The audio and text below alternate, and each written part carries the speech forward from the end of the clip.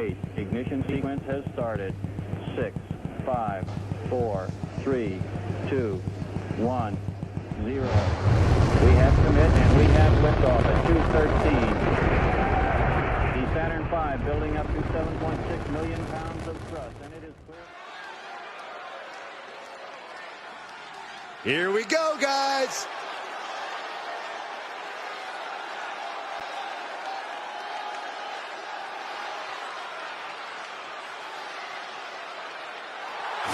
The following is scheduled for one fall, making his way to the ring from Baltimore, Maryland, weighing in at 228 pounds, BF Gentlemen, I think this one's going to turn into a fight in a hurry, and I cannot wait.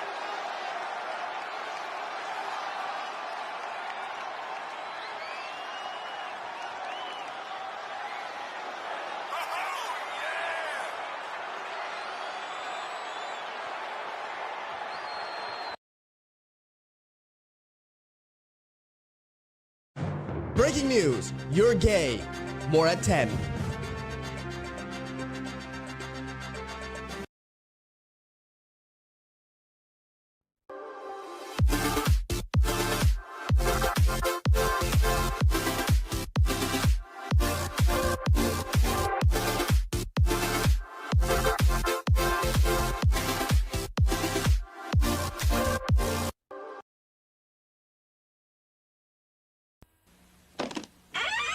After these messages, we'll be right back.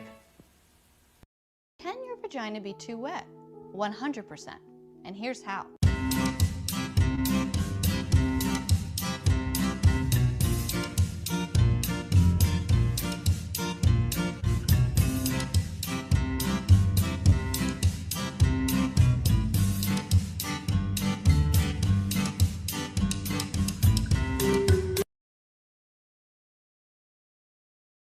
Stop hating Mondays. Be a professional and hate the whole week instead. Let me be 1,001% clear. Traveling to the Eagles game today is essential travel. If you are driving just go slow, like get there. If you are catching Shyt in mass transit, just get on mass transit and get there. But making it to Philadelphia Eagles game or in today is essential. Thank you also very much. We now want to take some. We want to take some questions, Hanny. Vanessa, we've got to do this. Let me hear you all saying, hey, ow, hey, ow, hey, ass, hey, oh. That's not bad.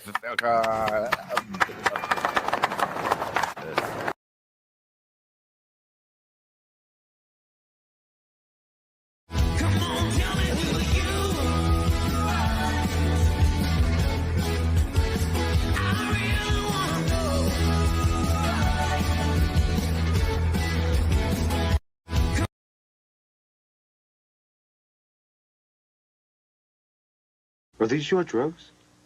Look, Dad, it's Where not... did you get it? Dad, Answer me. Who taught you how to do this stuff? You, all right? I learned it by watching you. Parents who use drugs have children who use drugs. These are little ones. Press them out. We're going to squeeze those cheeseburgers out of those hips. All right, and those French fries. And that carrot cake. Ooh, press. Yeah. All right. Now these. Do you feel that?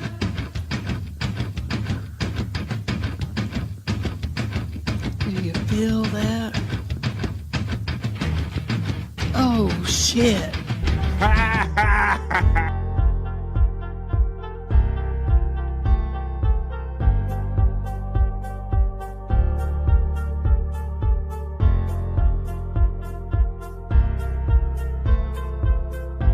We're doing it.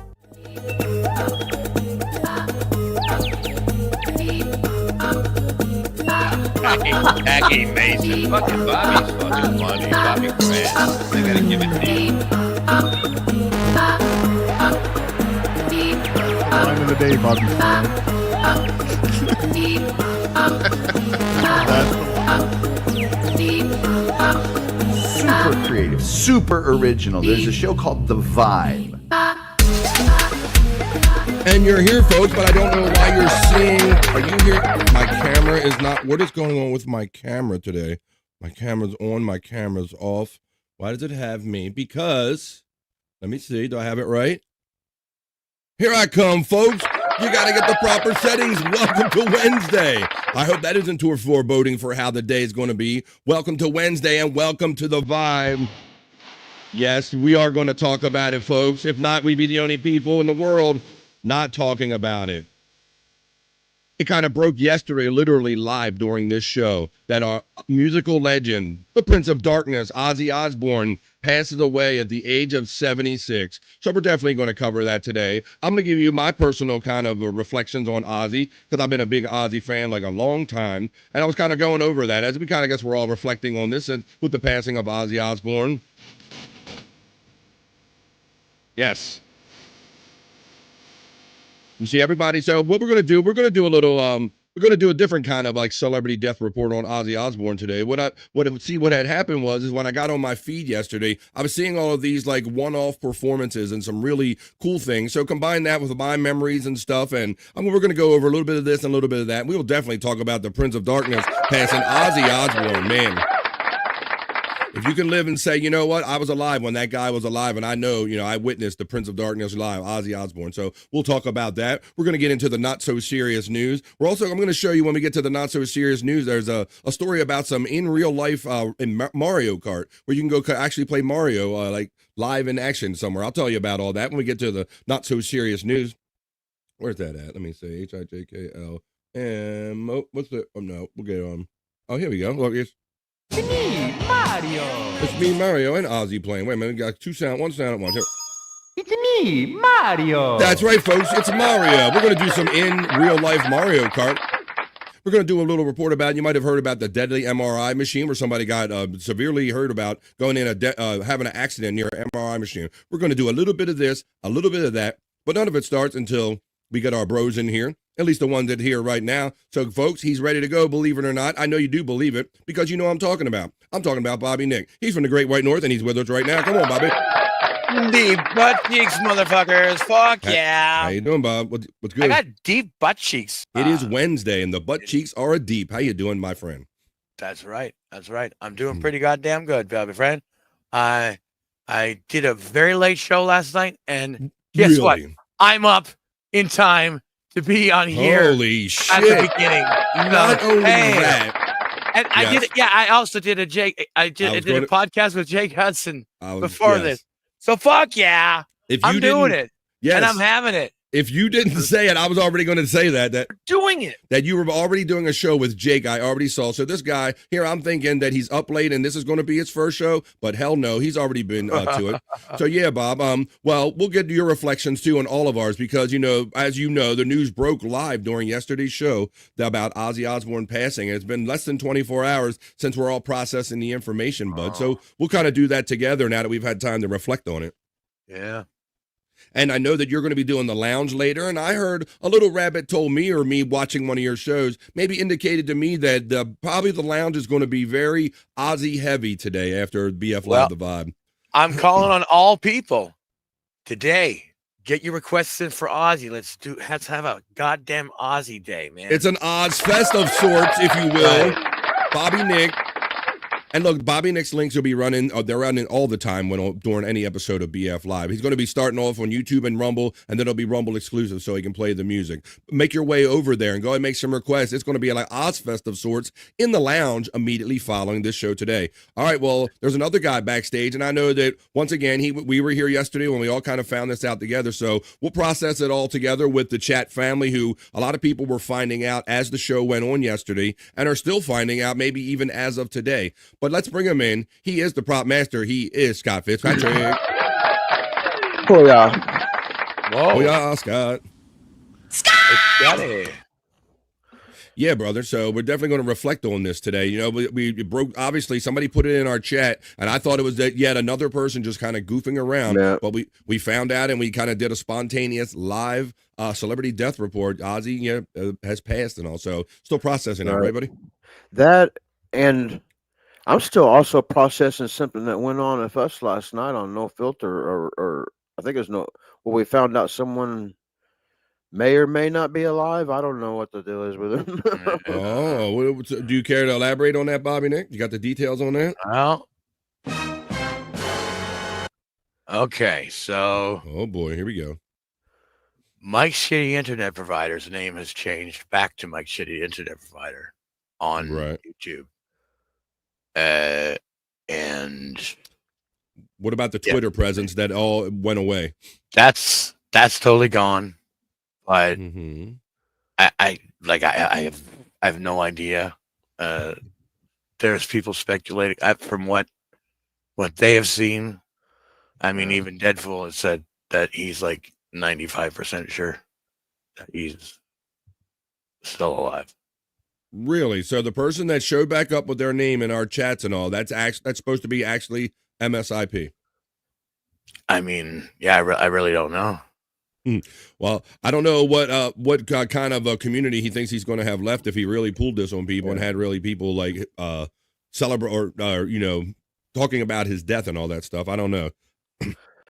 Some level-headed people have given it, like he said, Deadpool is like 95%, and I'll kind of go with those odds, man. It's hard to beat, but my gut just tells me somebody's got hold of his account or something, man. I don't know. How will we ever know? And I think I want to say that if I'm following it correctly, that even like Space Chief 75 had some interactions with him as far as the bird watching that goes on Space Chief 75 page, and they would talk about what birds, the mischievous nature of the birds that they were witnessing and stuff like that. So I don't. I'm still not 100%. I can't tell, Bobby Nick. Can't tell. Yeah, I don't know either, man. And that's what I meant by I'm still trying to. That's kind of the what processing everything. Huh? What is that?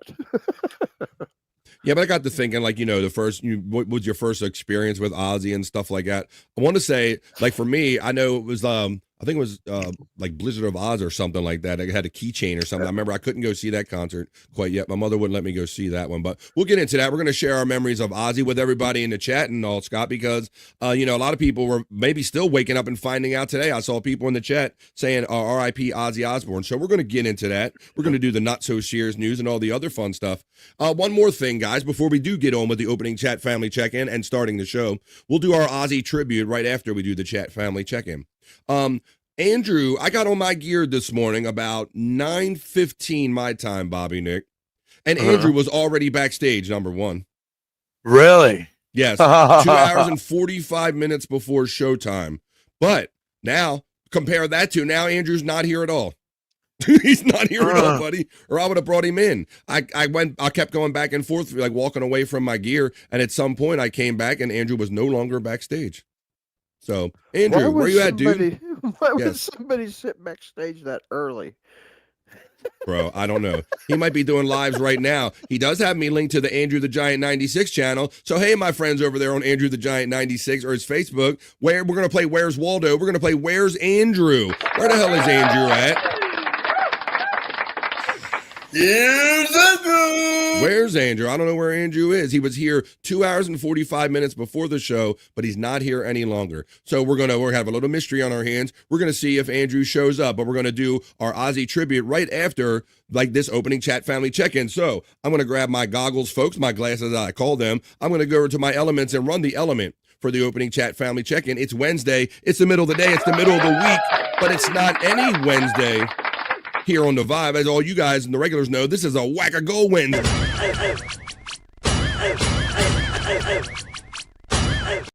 It's that day I shamelessly, just looking for super chat. So thank you in advance.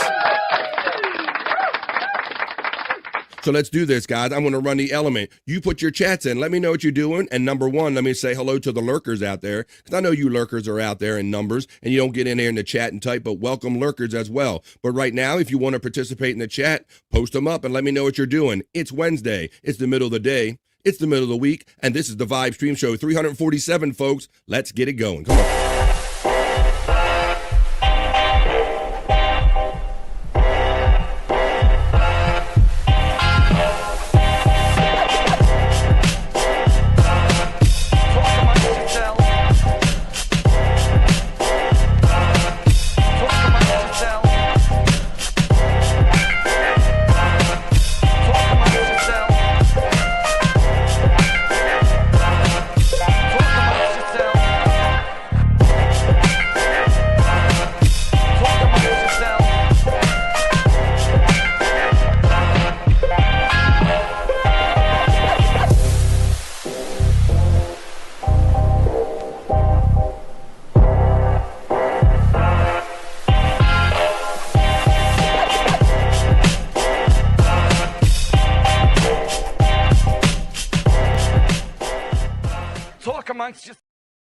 Let's go. We're going to talk amongst ourselves.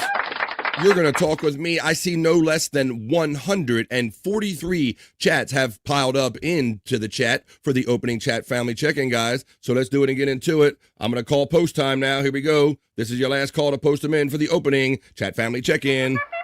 Come on, guys. It's the middle of the day. It's the middle of the week. Let me know what you're up to. 1 minute to post time. Approaching the gate.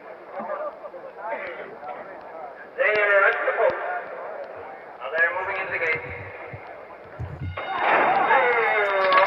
And we're off and running. I fixed this link, so if anybody cares to help me donate by my PayPal preset options are pinned right there at the top of the chat. Pecan checks in with the BF Chang emojis. What's up, my friend Pecan? How you doing today, buddy? At 2:58 in the morning, that came in, my friend Pecan. And then he follows up with his traditional Goonie Goo Goo, you begonias. Pecan emoji, unga bunga. What do you gano? Let's go, Pecan. What do you gano, my friend? Let's go.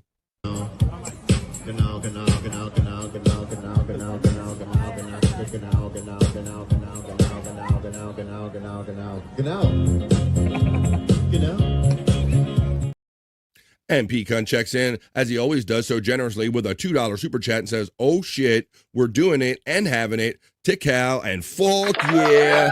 We got Bobby Nick here. We're doing it and having at the same time. Thank you for my $2 on this Whack-A-Go Wednesday.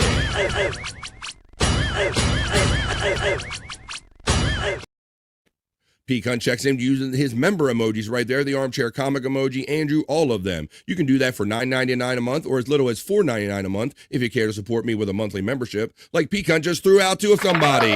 Thank you, Pecan, for expanding the BF Live The Vibe family. And he informed me that Gashes has been lifted and gifted. Thank you, my friend Pecan. Justin says number 7, but you're number 1. Just a guess checks in for positive vibes on a Wednesday. Just a guess, Ola from Pecan. FJM checks in and says Pecan is busy already. FJM, we're going to talk about Pecan later on. FJM's getting the shout out love from Pecan. Just a guess is having fun with the emojis. I know there's my PayPal link again. R.I.P. says Lynn Monger checking in. R.I.P. Ozzy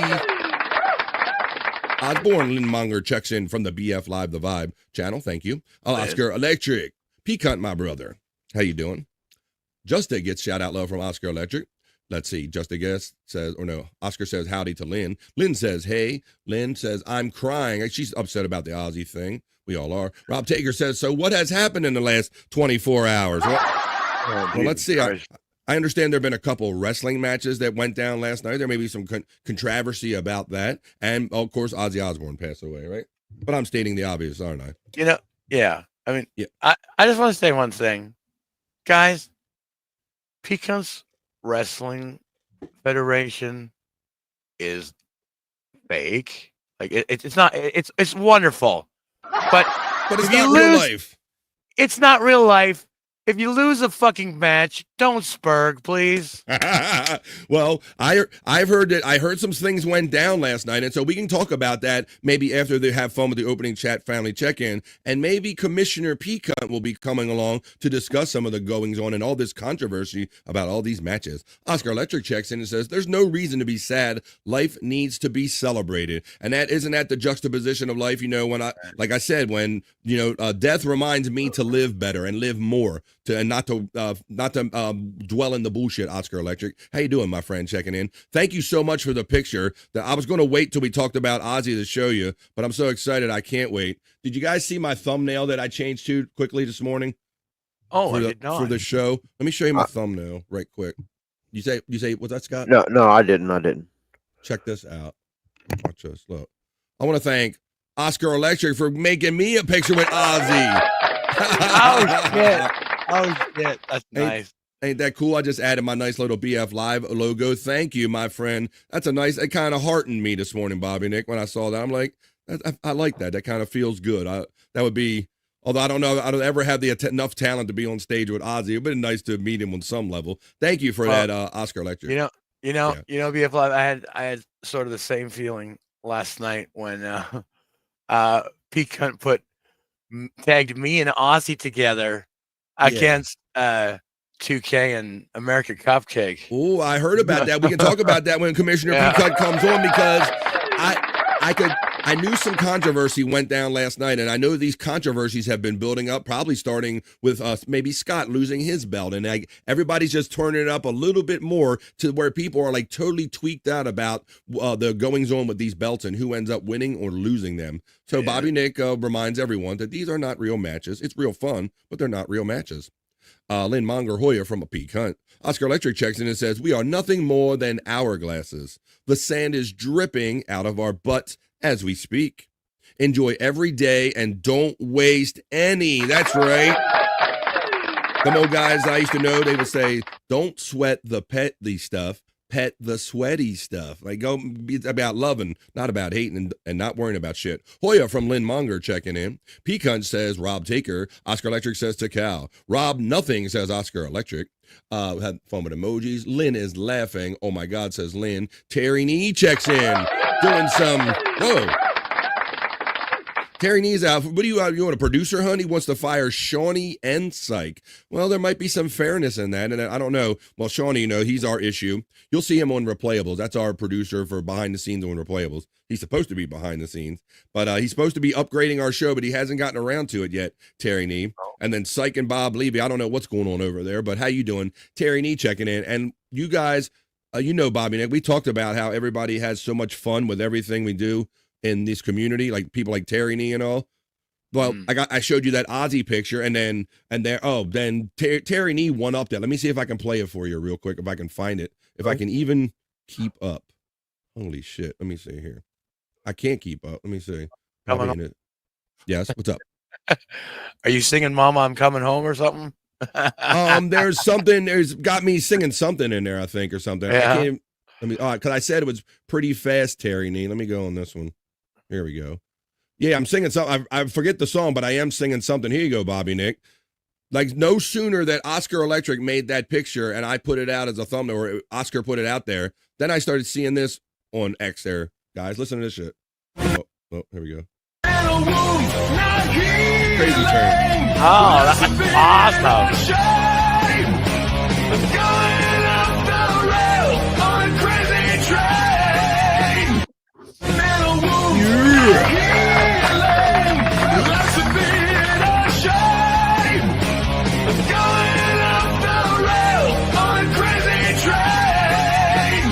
So maybe I will have to fire Shawnee and Psych and hire Terry Nee. Ain't that fucking cool, guys?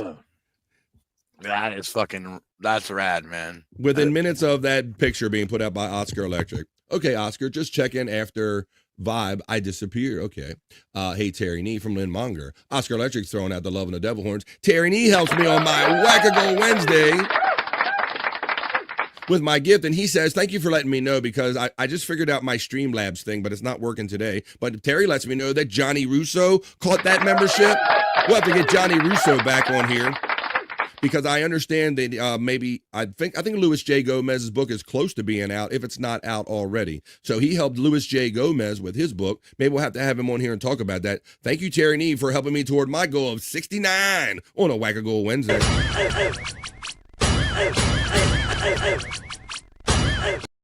I'll leave what kind of 69 up to your imagination. Oscar Electric is having fun throwing out the bats and the devil emoji. Hoya, you Hoya, says Space Nerd. And to that, me and the boys say, nerd. The nerd call goes out to the Space Nerd as she says good morning to me. I think Scott wasn't able to participate because he's walking. Oh, did you not hear the? Oh, he was trying. Did you not hear the nerd call, Scott? Nerd. There you go. You got it. You got an addendum to the nerd call. There you got the mobile version of Scott's nerd call. Oscar's laughing already and saying Hoya, just as #1 over there on the Andrew the Giant channel. Yes, folks, and if you see Andrew out there doing a live or something, let him know that we're looking for him over here on the Vibe. I don't know why he was here 2 hours and 45 minutes early, but he's not here now. The nerd call goes out from Pecan. We're in the collapse, Terry Nee likes to remind us on a daily basis. I never saw that video of Rev Bob. Well, there you go, man. This is what we have fun doing here, Oscar Electric. We got plenty more stuff we're going to surprise you with. Reverend Wild Bill Hoyer from Pecan. BF did, says Terry Nee. Wait a minute. The frog. Dick McGee checks in and says, can you feel that? Oh, shit. Dick McGee knows. Then when you hear that, it means about 3 hours of fun of positive vibes are about to start and go down. That's what we're in the middle of. Reverend Wild Bill checks in, acknowledging P-Cunt. And because he supports me as a monthly member, he utilizes the P-Cunt membership emojis. P-Cunt gets the P-Cunt emoji utilized by Space Nerd. Funny looking, says Terry Nee. Hey, always likes to crack on that opener. Gano, what do you say, Reverend Wild Bill from Space Nerd? Space Nerd Gano from the Reverend Wild Bill in return. I won't say it. Suck, fuck, boomer. Wait a minute. Terry Nee is getting the shout out love. Oh my God. And once again, another thing I couldn't keep up with Terry Nee. Let me try to find this now. Terry Nee did something cool for Space Nerd. I don't have enough time to like download and to capture all of the fun you guys are having out there. Let me see if I can find that one. Let me see. He was doing shit for Nerd. He was doing stuff for me before the show. Let me see. I'll find it in due time. And don't be calling me a boomer, Terry Nee, just because I can't keep up with your boomer ass. Let me see. Nerd gets the shout out love. I'm gonna find that thing. Rock stations had OZZY playing all day. Yeah, Bob. And so everybody was sharing their memories. So I'm gonna share some like one-off performances or stuff that I saw online. Some things that maybe maybe everybody else isn't playing or hasn't played in succession like we will here later on. Trying to find that thing that Terry Nee made for the Nerd. That's on your, let me see, there's my thing. Where's the thing he made for Space Nerd? Here we go. Watch this. You guys, and like again, he says we should fire Shawnee or Psych. Well, when you see this, you might agree with him. We're having fun in the middle of the opening chat family check-in with the talented people in this chat family. This is what Terry Nee made for Space Nerd. It's on Twitter and X. Listen to this, guys. Watch.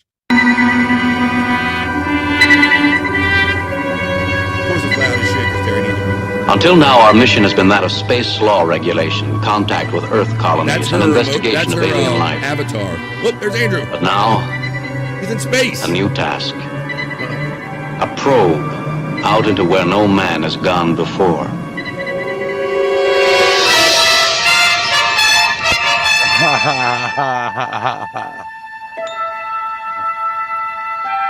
Space. Nerd.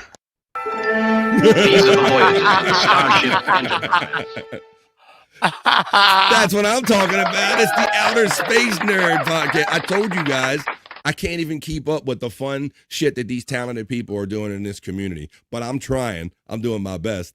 There you go. Wasn't that good? Out Space Nerd. Ooh, Hoya checking in. Our friend Josh in Tennessee.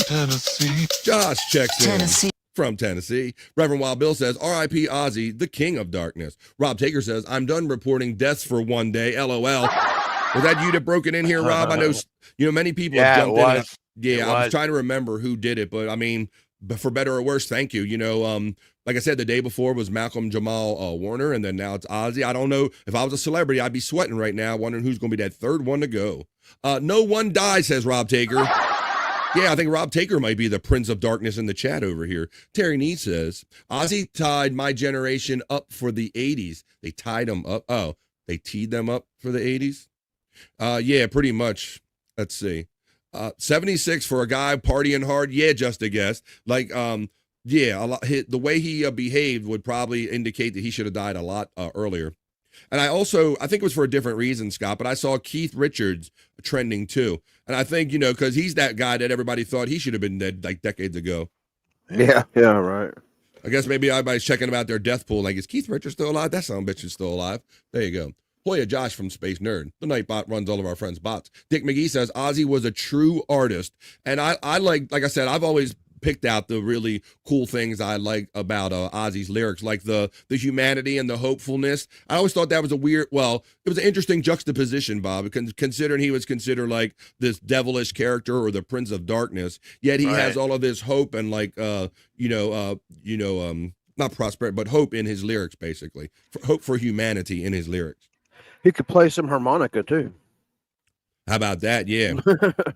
Yeah, man. Like in Crazy Train, maybe it's not too late to learn how to love and forget how to hate. Just simple stuff like that. They were always kind of peppered like in his songs and all. OZZY that's the thing. Yes. I think that's the thing that a lot of people didn't understand, Mm-hmm. There's a lot of darkness in the music, but there's hope, but he's as well. He's singing about humanity and his point of view on like the human condition when he was inspired by it. Family Monroe checks in. Yes, Scott, please. I was going to say, some of those songs that they say is dark songs, really, if you look at the lyrics, are just cautionary tales. Exactly. Yeah. Exactly. Yeah.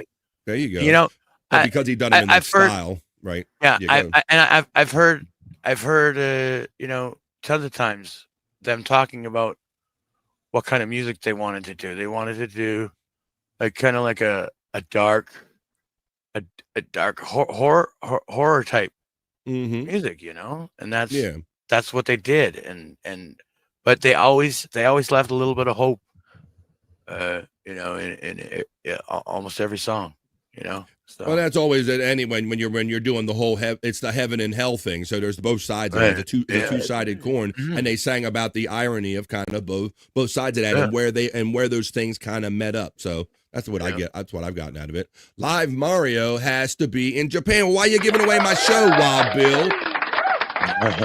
JC Wild Bill, Mister, not everybody's as worldly as you. It's me, Mario. But I'll do that, and when we do the not so serious news, I'm going to show you people that actually have in real life experience, like driving around in the streets that are depicted in some of the Mario racing games. Space Nerd says, Terry Nee, look at Stone's Aerosmith, crazy. That's right. Matt checks in, and he throws up the devil horn, and he says, "What's up, BF and the Midday Freaks?" Sigs up, Bobby Nick. Smoke 'em if you got 'em. Matt always says. Because that's what we do. That's what we do. Everybody's talking about their favorite acts in the chat. Dick McGee says, Bobby sounds hyper. Are you saying BF or Bobby? Maybe it's Bobby. Bobby, what? You did come shot out of a cannon, though, Bobby Nick. You were ready to go. I did. Yeah, I was. You were like, I'm fucking up already. I'm fucking did a show with Jay. I'm fucking ready to go. And I like it, though. Energy's great, man. Yeah. Bobby and I are two dudes with attitudes. We need to go after the tag titles now. We're going to get into that. We will talk with the commissioner and all. Let's get through this chat family check-in. Matt, Falkia, Andrew, Duck Juice. Still no Andrew sightings as of yet on Backstage. Just Bart checks in with the report, and he says, good afternoon, home, and relaxing. And I can say I got to see the Prince of Darkness once about 4 years ago with both my wife, and both my girls. It was a hell of a fucking show, and was glad that we got to go. And I was just on Facebook today seeing that a friend of mine, he took his son to that concert, and he made OZZY his very first concert. And so obviously he was sharing his pictures of that. I remember being proud of him at the time. I'm like, good on you. You're teaching the boy good. Terry Nee says, what happened to OZZY? I don't know, Tony, but we're almost at the end of the opening chat family check-in. We'll talk about it. Matt shouts out Rob Taker. See you on the other side. That's another Ozzy Osbourne song, because I'll see you. Right, he had that's the heaven and hell thing we're talking about, Bobby Nick. Like, see you on the other side. Like, he was talking about people that had gone before him. I don't know if that was that about Lemmy? Maybe some other people? I think it was about Lemmy, I want to say, from Motorhead. I think partially, but I could be mixing things up. I smoke a lot of weed. Hoya Matt says, our friend Space Nerd. Oh, hi, Matt, says Rob Taker. Matt says Hoya to the Space Nerd. Pecan shouts out Just Bart with the Hoya as we're nearing the end of the opening chat family check-in. The Reverend Wild Bill says, Terry Nee, OZZY is doing a reunion tour. I think so. Don't hi me, Rob. Hoya Pecan from Just Bart. I broke the news, says Rob Taker. Thank you for doing that, buddy. I always appreciate that, and we can spread the news. Reverend Wild Bill, nice. I never saw him. Prop Master gets the bones up love and gets the devil horns from Matt. Brother Matt. MSIC, Mike's shitty internet lighter. Bob Levy is alive. Is he? I don't know, Terry. He said, I think that's, I sense that. Well, you ain't been on the air in a while, so we were just kind of wondering. I will let you know that I kind of messed up. Bob said that he had a show yesterday, a stand-up show, and he wasn't going to be doing his Perry Chronicles. I tried to get Bob to come on. I want to try to get Bob to come on BF Live before the Perry Chronicles, so we can kind of have like a Perry Day leading up to that. So maybe we'll do that next Tuesday. So I talked to Bob a couple days ago. Pecan gets the love from Matt. I meant Jigsaw is also claiming to be him. Jigsaw. Oh, Cup and Bowl checks in from the Andrew the Giant 96 channel. Says, oh, hey, Andrew and crew. Hope your day goes well. Well, thank you. Thank you for your positive vibes. Hey, Cup and Bowl, I see you over there on the Andrew Giant 96 channel. If you happen to see him, could you let him know that he's supposed to be over here on the Vibe, because he checked in 2 hours and 45 minutes before the show backstage, but haven't seen him since. Space Nerd says, Terry, thank goodness the unalive Bob is still alive. Nick Saw attacked me last night, says Matt. Oh, for fuck's sake, says the nerd. What the fuck, says Mandy Diff. Pecan gets acknowledges Matt. Really, Matt, says Space Nerd. Rob Taker says, sorry, Matt, for the grenade I wasn't even around for. Oh, hi, Matt from the Reverend Wild Bill, as Wild Bill laughs. Mandy gets acknowledged with the Hoyer from Pecan. As we try to get near the end of the chat family check-in. Pecan gets acknowledged by Mandy Diff. Reverend Wild Bill, Hoyer from Matt. There's the night bot running all of our friends' bot, like Andrew the Giant 96, if he were here. More drama as the stomach turns. About wrestling drama. What were Space Chief's parents thinking naming that and Space Nerd? I blame Rob Taker, says Matt. Space Chief 75 checks in and says that this is what I was talking about, because I thought I saw you allude to the fact that you used to have exchanges about your watching the birds in the morning. And Space Chief says, I'd be really disturbed if I find out this MSIP was this thing was a hoax all along. Wow. Ozzy died, says Terry Nee. Keep up, Boomer. Space Chief 75. Hello, me too. Reverend Wild Bill says, Terry Nee, no, he's on tour. Juggalette Jen checks in with a most generous super chat, making the Vibe family even bigger on a Whack-A-Goal Wednesday. Thank you, Juggalette Jen.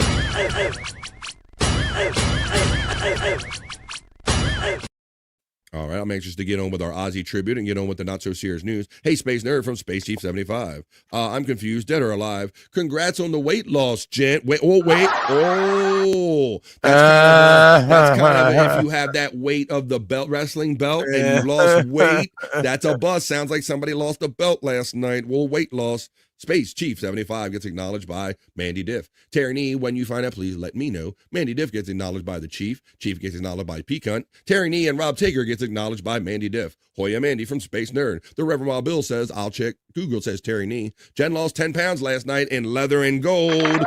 Oh, shit. Pecan gets acknowledged by Space Chief 75. Juggalette Jen gets a shout out in the whoop whoop from Pecan. Juggalette Jen says, oh, you watched your match, Rob Taker? Lester Christ checks in and says hi from the Andrew the Giant channel. No, Andrew is missing. We're like, where's Waldo? Where's Andrew over there? Lester Christ. Let's see who's checking in. Juggalette Jen says whoop whoop to Pecan. Terry Nee, just don't tell Google. They're talking in the chat. Cash Davis checks in from the Andrew the Giant 96 channel and says hello. Well, welcome to the Vibe. We're on the lookout for Andrew Cash Davis. I'll let you know. He was nice enough to set up my show and co-stream it on his channel, but Andrew is currently missing. Where is Waldo Andrew? Terry Nee checks in and says, Mandy is a funny gal. Oh, hello, says Mr. Z. He'll probably have some comment about Bobby Nick being the dabbler of the year. Hoya says Dixon Cider. Nothing is better than Dick's Insider. Hello, Dick's Insider, checking in on a Wednesday. Juggalette Jen, Bobby Nick World Owner, and Slim Anus from Mr. Z. Mr. Z Hoyer from Pecan. Lester Christ says, can I join? Not just yet, Lester Christ. Mr. Z woo woo from Juggalette Jen. And they're off, says the Reverend Wild Bill. Pecan gets acknowledged from Mr. Z. Oh shit indicates the Reverend Wild Bill. He knows the show's about to go down. Jen, I'm sending you the bill to get this belt cleaned. Pecan, this belt smells of fish, dead meat, and human shit. The Dabbler of the Year, Bobby Nick, acknowledges Mr. Z. Can't wait for the Uncle Jack Lounge tonight. What? No, Uncle Jack Lounge. What? That's not even a thing. I also threw out the 6-foot belt extenders. Oh, Pete. Jesus Christ, don't need extenders no more. All right, Juggalette Jen, Careful Matt, Hush Rob Taker. Wavy G checks in and says, good night, it's time for bed. A hard-working Wavy G comes home and decompresses and relaxes and checks out a little bit of the Vibe before he goes to bed. Have a good one, Mr. Wavy G. While Bill says Hoyer from Facebook. Terry Nee says, by the way, Tony Bennett died. What? What are you telling me? Tony Bennett died. I hope you didn't tell Bob Lever. While Bill is giving all the other services some love. It's fake. What? What? It's a video game of a fake sport. It's real, Bobby. Death doesn't remind Mr. Z of life, like I said. Death reminds me to drink and drug more, okay? There you go. Retinoff says hello to myself, BF Live, and everyone. What's up, buddy? Yes, cool thumbnail. That was a great thumbnail. Thank you, Oscar Electric. fucking P-cunt booting me from matches, you bastard, says Terry Nee. Well, you can address that personally when I have the commissioner on when we get through the chat family check-in. Scott Fitzpatrick, you're getting acknowledged by written off. As well as you, Bobby Nick. There you go. Deep butt cheeks to you written off. How come your AI Ozzy doesn't look like a female? I know exactly what he's talking about. Is that right? That's an inside joke. All right. Yeah. Death can have me when it earns it, says Mr. Z. Rob Taker says he was asleep during that. Whoop whoop Jen says written off. Y'all fought about some sleep winning a fictional title. Oh, you lost some sleep for a fictional title in a video game. All right, I'm going to get through this opening chat family check-in, but not before I acknowledge Spawn, who's checking in. Does it come as any surprise whatsoever that some folks take the wrestling just a tad too seriously? Not in the least, says Spawn checking in. All right, let's continue on here because I want to get on to I want to talk about OZZY and all. I don't want to just keep going through the chat. I just want to acknowledge anyone we haven't acknowledged, like JFK Headchunk. Bozzy Fransborn. Look at what he did with that name. I like that. With the thumbnail picture. Instead of Ozzy Osbourne, it's Bozzy Fransborn. I like that. JFK Headchunk. I like that. That was a little brain twister on that one a little bit. I appreciate that. That was cool. Headshot. JFK Headchunk checks in for some vibes on a Wednesday. We're going to get to talking about OZZY. I want to show you all the clips I have kind of gathered. So let's get through this. I think we acknowledge everybody that's checked in. Hey, I want to say last night, Bobby Nick, I did see Chaoxic checked in on a couple of your shows last night. Yeah, he did. Yeah. That was cool. Seemed like a real chill kind of person. He is. I enjoy there you go. his company. Yeah. All right, let's talk about this. You guys got this chat loaded. I could spend the whole time going through the chat, but I'm not going to do it. I'm not going to do it because it is a Wackago Wednesday, and we got a show to get on with, an OZZY tribute, not so serious news, and a lot more than that, folks. Come on, let's keep the show going. That was the opening chat family chat.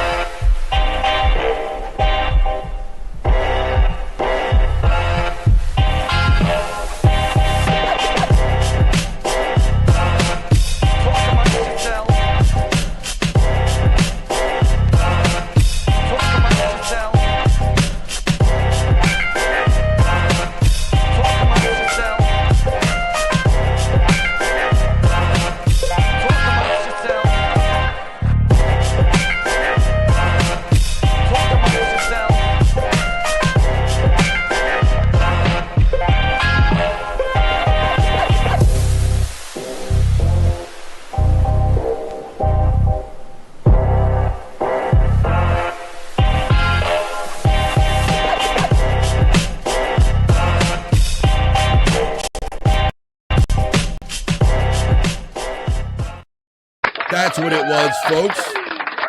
Yeah, Bobby Fran. Yeah, buddy. I gotta say, this is the first time I'm actually watching that live, like the chat family check-in, the new chat family check-in thing. Yes. And I dig it. Who did that?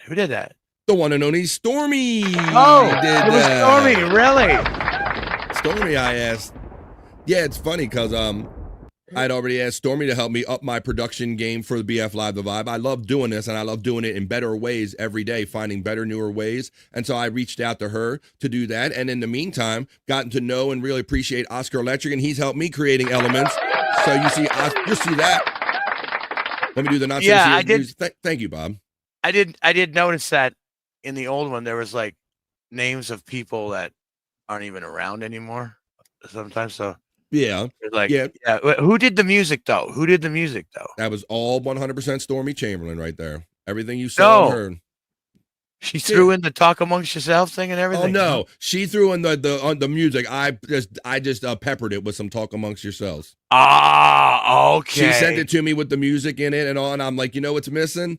Everybody needs to know they got to talk amongst themselves. So I just peppered it with some talk amongst themselves, Bobby Nick. And a new element is born. Thank you for giving me that outside point of view, buddy, because you know yourself when you do a show and you produce it, you don't always know how these things go over. So I appreciate anytime somebody tells me they like or appreciate something we did. And thank Stormy for that. Yeah. Yeah, thanks, Stormy's awesome. I appreciate that.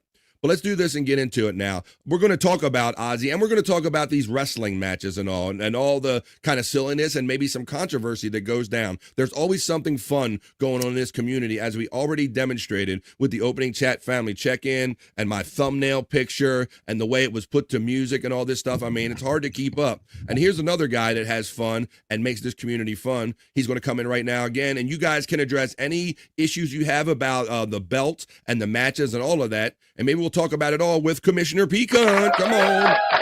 What's up? Goo-goo. Commissioner Pecan. Stirring up the pot. To you, sir. Hey. What's up, Bobby? What's up, Scotty? What's up, Olivia? What's up, man? What's up, man? So, yes, Pecan, please go, Bob. Pecan, I want to say one thing. I love how you just know how to rile up people, man. It's fucking great. Like, something will happen, and boom, you'll have a match. You'll have a match the next night. Automatically. Maybe even the same night, you know? You never know. It's happened. It's already happened once already. Yeah. Unbelievable. It's crazy. It's crazy. People take this shit seriously, but, you know, don't let it get you down. Somebody's stories about it, like, dude. Oh, I know. I think it's actually kind of humorous, but you know, I take it as stride. I don't let it bother me. Take it as a compliment. Take it as a compliment, because they. Oh, I do. They consider I definitely do. Yeah, they consider it something that they want to be a part of and they want to win in. You know. All right. So, Pecan's Commissioner, without giving out any names, I'm not asking for names. I'm asking simply, has anyone or multiple people ever reached out to you privately about their feelings about how a particular match turned out?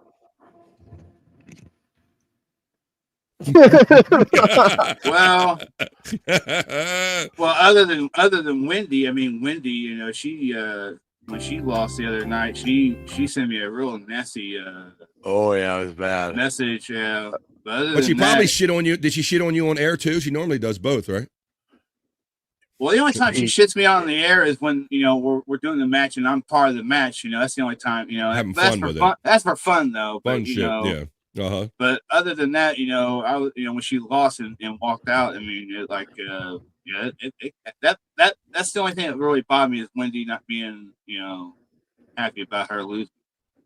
Right, it's tough. And so we discussed the other day how it's going to be hard being a commissioner, pleasing everybody. Go ahead, Scott.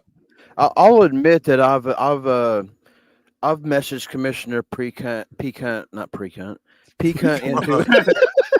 Get it right, Scotty. I've messaged him to try to get some early results, but he wouldn't give nothing up. He wouldn't give. Yeah. Oh no, he's not going to tell you.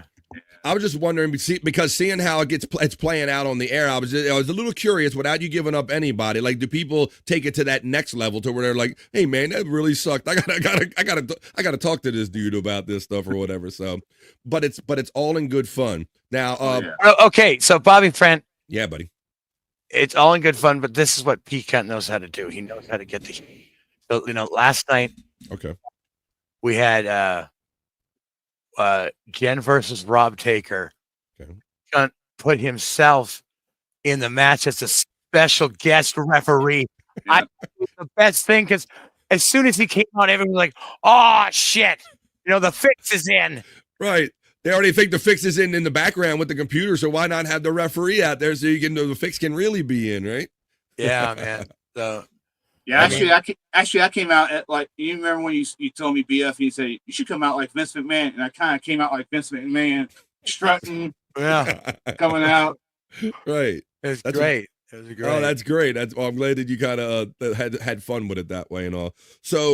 So some matches went down the last couple of days. I want to say that the first time I noticed this started getting at least feeling sticky for me is that when Scott, who really didn't care, you got Scott involved, and all of a sudden he cared a whole lot. He loved it. Yeah. He had his NXT belt. He's got the background. He's flexing about it, like eating it up.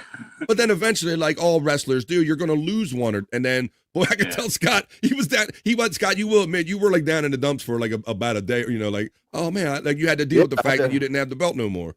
I had to get a new background. I wore the background. I wore that background. He was so mad about it, he didn't even want to represent it, falsely represent having a title on his background or anything. So here's a guy, Scott, that barely cared about wrestling, and you did this to him. And then it just kind of built from there. And then I noticed the whole thing went down the other night with Wendy Pack from the Howard Stern Show, people that don't know. So there was a match that went down, and she didn't come out favorably as the winner. She lost the belt, even though Bobby Nick told me she still had a singles belt. Yeah, she got the I think it's the ECW championship belt. Mm-hmm. Yeah, but Wendy. I think it was because she lost to Jen. that rubbed it in a little more. Losing in general, but losing the Jen on top of it had to be a double. That was part of it, I do believe. Yeah. But I've been suggesting we talk about, coming on the show today. And I said, yeah, man, you got the whole community stirred up. I'm like, you have to come on and we got to do this, review this like a legit sports report. Like, I think Bobby Nick, you have so many matches a week. I told P Cunt, what we need to do is actually have him come on here and maybe talk about everything that's transpired from the previous week, because somebody might have a belt this week that didn't just have one last week, right? Yeah. So it might be fun to do like a little review and maybe have like a picture of whoever are the current champions. You could put them up like one picture at a time or something like that, and they can brag about it and then change it up or whatever. That might be a little fun. So last night, this whole match went down with so tell us again, Bobby Nick, because Bobby Nick does a hell of a job presenting these. Go ahead, Bob. Oh, yeah, it was crazy. I mean, the first match was me and Ozzy versus 2K and American Cupcake. And I mean, when I seen that, I was like, I messaged Pecan. I'm like, me and Ozzy better win, or everybody's gonna fucking riot. Oh yeah, if you were an Ozzy, so that's what I tuned in late on one of them, and I thought I heard somebody calling Ozzy's name, and I'm like, you telling me that P Cunt put Ozzy in a fucking wrestling match that quick after his death, buddy? That quick, yeah. That's something we're just kind of glazing over right here. Yeah, I mean, P Cunt. Did you create that character? Because that looked really fucking good. Well, I had a little help though. I'm not gonna lie. Okay. Because it would have took me forever to do it. But, right. But it took me to what really I had to work on was the he's got tattoos. Like the ones on his chest. They had to change that and the ones on the arms. They had like the one that I found had to where the tattoos wasn't matching his actual tattoos. Oh, okay. Yeah. So I want to be authentic. So you matched him up? Yep. That's awesome. Yeah, because I know that there's a character community out there where you can pull in some characters, but you can still personalize them and do whatever you need to do with them, right? Yeah. Good morning, Stormy from Rob Taker. I agree with Terry Needitz that people are saying that I need to fire Psych and hire Stormy. Good morning, Stormy. She lets you know I just added those little things to it. Thank you, Stormy, for that again. Terry Nee gets love from Stormy, and Terry Nee says hire Stormy with a super chat. Thank you, Terry Nee, on this Wackago Wednesday, buddy. I appreciate that.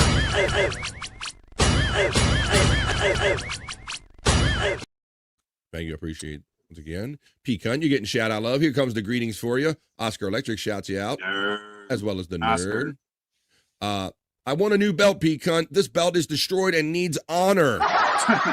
Got to go to a belt maker. He's complaining about the smell, and he threw away the belt extenders and all that stuff. You might have saw that in the chat. Let me see. Terry Nee appreciates the acknowledgement from Stormy. Appreciates the acknowledgement from Terry Nee. Goonie Goo Goo P-Cunt says scuff with Shane, who checked in. What's up, Shane? Shane checked in and said good morning to all of us earlier in the chat. Commissioner, with respect you get from Juggalette Jen. I've noticed that, P-Cunt, that you do get the respect talk, like, Commissioner, hello, P-Cunt, Commissioner, you get that respect with that. Stormy getting the love acknowledgement for written off. Hi, Stormy from Matt. Stormy getting the love from Oscar Electric. Space Nerd shouts out Tyranny and says, I love my space clip. Thank you. Yeah. There you go. Everybody's talking in the chat. Jen has motherfucked P-Cunt for 6 hours. Oh, yeah. For the last 6 hours. Motherfucker. So this match went down last night, and I caught wind in the air that somebody was upset. So after already knowing that Wendy was upset, I'm like, oh, what, did Wendy have a match or losing the belt? But Bobby Nick, tell us kind of what went down last night, the match you covered, who was in it, and then who got upset about it. Well, it was Jen and Rob Taker for the Intercontinental Championship. Jen had the belt. Jen had the belt. Right. She was defending her belt, and unfortunately, she did lose. And I mean, I've told her off camera, whatever I say during these matches, don't take seriously. Right. You're having fun with it. Yes. Exactly. And you're going to say stuff in the act of a match that you would never say in like in a regular show or different circumstance. Yeah. Exactly. Yeah, he does.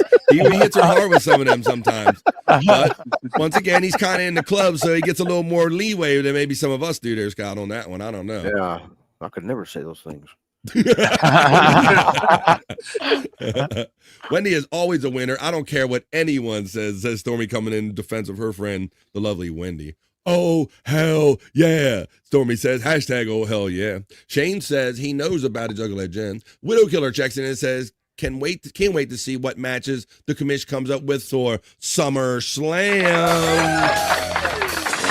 Oh my God. So maybe you already had this idea, but that's an excellent idea, bro. Like we've already talked about, like really like letting us everybody know who has the belt in a particular week or whatever. But yeah, you could take it to the next level and combine all of these matches in the groups and create like a big event, like a SummerSlam or something, right? That would be awesome. I've been thinking about that, especially with the new version of the game. Yeah, so that's what I really want to do. I want to make like a storyline. Right. More so than what's going on now in create. But what I really have been thinking about doing is not just have the community of people that I've been making, but also interact some of the the old school wrestler, maybe Hogan, maybe Macho Man, maybe that might help. Roddy Piper, just to make it even more fun. You need to make a premium live event out of all these matches. Like put them all together, like 5, 6 of them, how many of you think you can put together, and show them one after another, and have like all of them with the same theme, like a SummerSlam or whatever. That's cool. Let's see. Matt says, Jen, I know he did. Told him to unblock you. Kiwi checks in and says hi from the Andrew the Giant 96 channel. Well, hello, Kiwi. Much like Waldo, Andrew is missing in action right now, Kiwi, checking in from Andrew's channel. But if you see him, let him know that we're looking for him here over on the Vibe. And that's a serious thing, Bobby Nick. They're like, have you messaged him or anything? Have you had a chance to, or are you just wait and see if he shows up? What do you think we should do about that? Andrew, do you think we should wait and see if he shows up? Yeah, I don't know. I don't know what his new situation. Did he kidnap him and take him to a program today? He didn't leave us a message or anything. I don't know. Yeah, God only knows. Stormy gets it. Probably cutting his tongue out right now. Oh yeah. All right, so we were talking about the matches, and we were talking about kind of what went down and with last night. It was Rob Taker, right? Yeah, Rob Taker versus Jen, and after the match, Jen lost, Rob won, and she's gonna. All right, Rob. Sorry. Oh shit! So tell me about her. Tell me about her emotions along the way. Was she optimistic? Because I know a lot of times you get the advantage. So she was probably feeling it, right? Like, yeah, I'm beating Rob Taker's ass. That's right. But then ultimately it turned into, oh fuck, I lost, right? Yeah. Was there a little bit of that? Like she was hopeful there for a minute. Yeah, she had the whole thing like nobody's rooting for me and nobody's on my side. I'm gonna go eat some worms. Nobody likes me. I told her though, you're playing the bad guy. You're playing the heel. Right. That's why, it's like, once again, not being real, thinking that she's not being liked in an imaginary wrestling match is what we're talking about. Yeah. OZZY had one more cameo before he took his elevator up. Did he? That's right. Jay. Scuff with Shane. Shout out Stormy. They're acknowledging each other in the chat. Good afternoon. Jake blocked me and unblocked P-Cunt last night in a matter of minutes. So Let's get into all this. All right. So what happened? So crazy. what did Jane? What transpired? Because I heard that maybe she didn't handle it so great on air, and maybe it kind of, I don't know if it didn't look, was the greatest look on air. Like what really happened? Did she yell? Did she get upset? Did she leave in a huff like Wendy did? How did it play out? No, she didn't leave in a huff, but she was angry, and it even got to crying. I mean, oh my God. So we were making a joke the other day about who takes this more seriously, Wendy or Jen, and I don't think it's a joke anymore. Yeah, I mean, I don't know. Holy shit. So it turned into crying. Now, Pecan, were you watching this live? Did you see Jen crying, her protesting too much and all this shit? Yeah, it just that the thing of it is, some of the people were being kind of rude after she lost. It was like, aha, look, you rubbing it in lost. too much. Yeah, basically rubbing it in her face and everything. And then she took it pretty hard. I understand it, but at the end of the day, like you said, it's all in good fun, no matter what what happens. Right, it's all in good fun because you can make the argument that the trashing her is in good fun too, right? Because once again, none of this is supposed to be serious. So if her winning or losing isn't serious, then none of the trashing. But yeah, sometimes people both ways take it too far. Like Jen maybe takes it a little too seriously. She thinks she actually has belt, and then the people hitting her with comments maybe go a little far in trying to make her feel a certain way because she lost these imaginary belts. So I kind of heard, I was picking up on all this stuff going down after it happened to Wendy the other night, Bobby, right? Yeah. I was watching, and Bobby literally had to go off screen and chase Wendy, like get on the phone with her, like, come on, Wendy, come back on the show. Up. So I'm just wondering, as this whole community's heating up, that's why I said, Pecan should come on here, and maybe we'll do it next week if he can put it together something. Maybe we get like a screenshot with everybody that has their belt currently, and maybe who the previous champion was or whatever, and we'll talk about whatever the latest goings on, and maybe do like a legit rundown. So maybe without going to Pecan 420, you can kind of tell who currently is holding a belt or something like that. Maybe we can do that. Now, Pecan has been not only making the rounds on doing these wrestling videos and stuff, and he's been on No Filter and Bobby Nick shows and stuff, but I heard you hung out with a different kind of friend last night, Pecan. Who was you hanging out with last night? Last night it was me and Matt with Jake Hudson. Jake, Scott, he's going in the Jake lane, buddy. Wouldn't be the first time. I've been with Jake before, but he's had a Jake. Have you? Jake experience. Oh yeah. Well, Jake, he blocked me like months ago from not only his channel but also Twitter. I made like a little comment because he made a Twitter comment about he wanted to be in a match with Aaron Imhole in a steel cage match, and I told him, well, if that happens, it's not going to be a match because all you're going to be doing is you guys going to be running around trying to get away from each other in the ring. He didn't like that. Yeah, he didn't like it. He got pissed and literally blocked me from Twitter when I mentioned. Well, yeah, I think so I was just liking that because we've all had our Jake experiences. We've all kind of learned the hard way because we think, I'll be nice to Jake or be the nicer guy. I'll be that different person. But I don't think, with the exception of maybe Bobby Nick and barely Bobby Nick, has anyone gotten away with that. Because just now, Bobby Nick's starting to do shows with Jake again. Yeah. And this was after, I believe, Bobby Nick, do you still not have on your TeePublic page Fuck Jake Hudson shirts? I do. I have a Fuck Jake Hudson shirt and a Block Jake Hudson shirt. And did. The other day he's like, "Can you please take that down?" I'm like, "No, Jake. No, I can't." Well, look, if you want to watch some of these matches, if you've never seen them, if you want to watch them in detail, and he does put a lot of Easter eggs in these videos, like a lot of the Bobby Nick matches that happen on Late Night with Bobby Nick. I like how he has the Marlboro ad up on the walls, or you'll see Marlboro around, and just things that harken to a lot of the people that are involved in this. I think one of the snaps had a Smush Maggot. This belt, they're talking about the belt. What did you do, Jen? I mean, he's talking about an actual smell in an imaginary belt and like driving her nuts about it. So there we go. Everybody's having fun in the chat. I want to keep going on here. So what's your status with Jake Hudson? Wait a minute, with Jake. What is your status with him, buddy? Well, right now it's I guess it's kind of cool right now. I mean, because I was when before you came on, Bobby Nick was on with me when I was in the chat, and so he's kind of cool with me now. But he's kind of Scott. he was pissed about Jen, how she reacted to why she lost and everything, and he kind of like, she don't deserve to be the your promoter. I should be your promoter instead of her. Yeah. And then I told him, no, that ain't how it goes, and he took me off. Kicked me off the show. You don't listen to his rules, he cut you off the show. Yeah, Jake, I've mentioned this before, that Jake, he has a problem sitting back watching other people shine. Like, we've tried to have him on panel before. Bobby Nick panels with everybody who wants to come in panel. And we've noticed, or at least I've noticed, this is me talking, that when Jake is on panel and Wendy or somebody is shining or getting super chats or something, he just can't sit back and be humble and lay it back in the cut. He's got to be like, oh, fuck her, you need to give it to me, and fuck that. He's like, oh, trying to figure out how to get it all come his way. So he's not always good at being gracious and watching other people do well. Widow Killer makes an excellent point.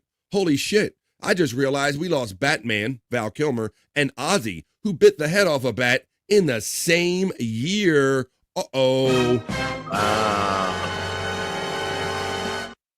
about that? Spelled just wrong. Let's see who's going to. Jen's new title, the reactress. Oh, that's Stormy, the reactress, because she's reacting to everything. Oh, Lordy B, I lost my belt. Oh, I got heavens to Murgatroyd. Oh, I got the vapors. I got the vapors, Commissioner Peacock. You has to give me my belt back, Commissioner.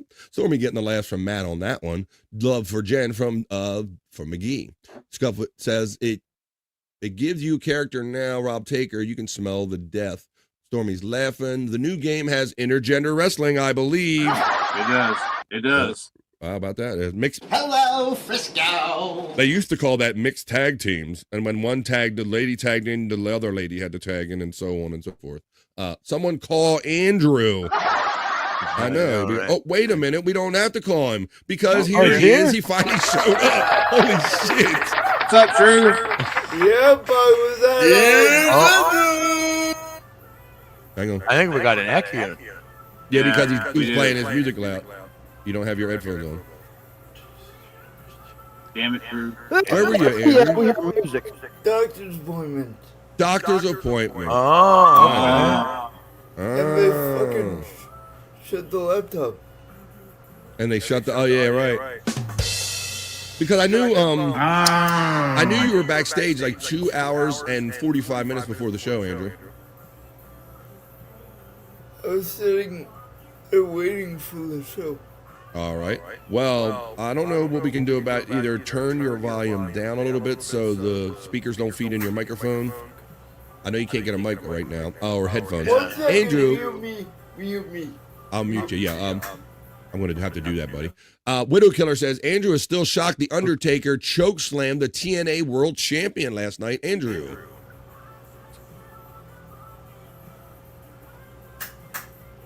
He's still moving around. Let's see. Dick McGee says, so do any of you really want to fight Wendy in real life? Says Dick McGee. Not at all. But Juggler Jen is stepping up with the most generous membership. Thank you, Juggler Jen.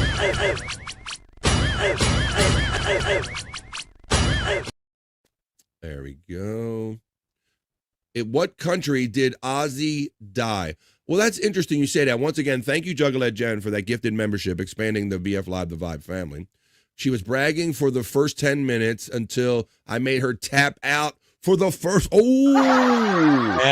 Yeah. See, so that's it was an Iron Man. It was an Iron Man half an hour time limit, I think. Yeah, it was. And, it was submission only. Yeah, submission only. Pinfalls didn't mean shit, huh? Yeah, and Rob got three on her. So. Oh, boy.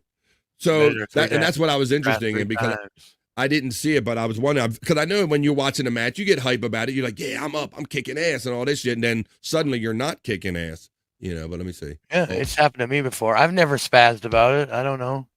I've won belts. I've lost belts. It happens. Well, what do you this do? is the check yourself before you wreck yourself moment, and just realize that this is part of the fun. And when you're on here all the time having too much fun, maybe take it a little too serious, get caught up in it. Can't win all the time. Can't win all the time. That's the lesson that Pete Cunt and Bobby Nick are teaching you right here on the VOD. I'm gonna take Andrew out because he left the room. I'll bring him back when he comes back yet again. Terry Nee asked an interesting question, and I'll tell you why. In what state or country did OZZY die in? Do we know this, Bobby Nick?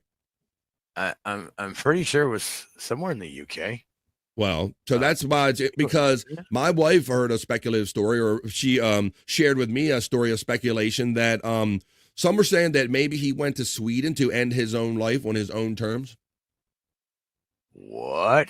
Yes, there are some people want to know what country he died in for this very reason, because they want to know if this was OZZY's choice or if he actually just failed because of the Parkinson's disease. So we're going to have to listen coming up, in the next coming days and weeks to see if any of that comes out, where he actually died, and if it was a choice or, I don't know. But I have heard that early on. What? I don't think she was angry about losing the belt, though. It says scuff with shame. Send Jen the link, says Dick McGee. Jen, just say you're passionate, LOL, says Jen. Scott, you're getting shout out low from Terry Nee right there on the Andrew the Giant channel. Cherry. Oh, Scott, hey, Terry's getting ahead of us. Scott, how dare you, Dream Team? It's you. This wrestling got to stop, says Justin Guest. But then Scuff with Shane checks in and says, no way, I love this wrestling. Stormy gets it. She had life by the balls. People make bets on chicken fights, Jen. There's no telling. I wouldn't be surprised. It's the internet. Ooh, if the people are actually betting on the matches, yeah, you can't control that. Yeah, there's nothing you can do. People just have to embrace their character, heel or babyface. Yeah, like which one are you? Are you heel or are you babyface? Yeah. I'm passionate about Stormy, says Juggalette Jen. Oh, there you go. Oh. How come that one dude called me a bitch? Yeah. What, in the chat? I don't know, Scott. I don't know, man. You're just gonna have to get over it, dude. Somebody called you. Okay, let's see. Bobby does root for you, Jen. He has many times. You hear negative more than the positive. There you go.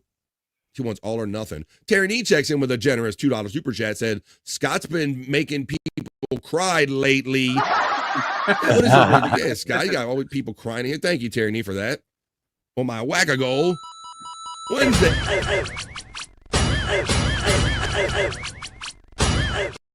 Thanks for everybody helping me with the super chats. It's not real, Jan, says Stormy as she laughs. It's real to tard, Stormy. Slurpee emojis are being utilized by Mandy Diff. Like Jen, Jake, and Edward. She's passionate. She's passionate, damn it. It's still real to me, damn it. I appreciate what Commissioner Pre-Cunt does to your bodies. Jake and Edward made their match a loser leaves the company match. There's Chaotic checking in. What's up, buddy? Yeah. It was nice seeing you check in. And what he was talking about, that he comes up on panels, unlike Rob Taker or something. I heard him talking a little shit on one of your shows last night. There, Chaotic checking in. I wasn't too surprised to see him go to the next show when he went to one of the lounges with you and all. So it was fun just hearing him hang out and chill and talking with Bybee and all the people and all that. Hey, Chaotic. It was a lot of fun having him on last night. That's why he sends shit pics. Chaotic getting love from Mandy Diff. All right, so where are we at in all of this? So here, Mac, let's check out with Chaotic, who says hey to Matt and hey to Mandy. I want to make sure everybody gets their hellos in. Thank you for all the super chats and the love and just having fun with this silliness. I mean, this is just silliness that we're talking about, but it's fun. Oh, yeah, he was trying to deter someone from being supportive on the channel. What a great friend. Oh, wait. Oh, that a shot at Bobby Nick? I don't know. But I know that Pecan checks in with a most generous gifted membership. Thank you for the gifted membership on a Whack-A-Gold Wednesday, my friend Pecan right below.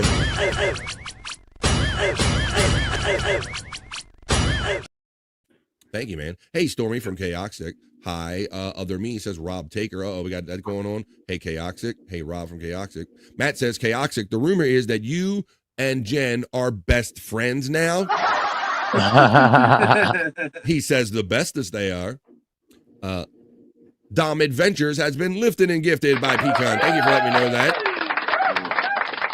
Matt says, Scuff with Shane does say Switzerland. Was it Sweden or Switzerland? It was one of those countries that allow assisted death. Space Nerd is saying we have other people that have heard much the same the rumor that I'm hearing. OZZY planned it, says Space Nerd. So we're gonna have to see if this ever gets corroborated or if this is. It said UK. He died in. You can do it in the UK, says Tyranny. So anywhere in the UK. Yeah, it was a thing that him and Sharon had planned. A lot of people are verifying this report, or at least verifying that they have heard the same kind of thing that I've heard. He's laughing. 10 times that by 2. I would enjoy if we started some gambling on the outcome of the matches. Oh my God. Jen brings entertainment. Like her or not, LOL. Thank you, Stormy, says Jen for that comment. Let's see. Turkey sandwich, double American, lots of pepper, even more mayo, and potato salad, says our friend Spawn checking in. All right, well, let's continue on, see where we are with this whole wrestling thing, and then we're going to get on talking about OZZY for real, but not until I acknowledge the most generous Oscar Electric with a $2 super chat for me.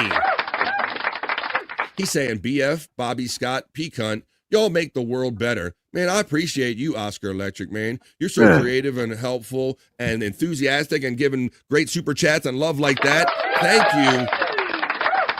I love this community, and I love me some Oscar Electric. Thank you for helping me toward my goal on a Whack-A-Goal Wednesday.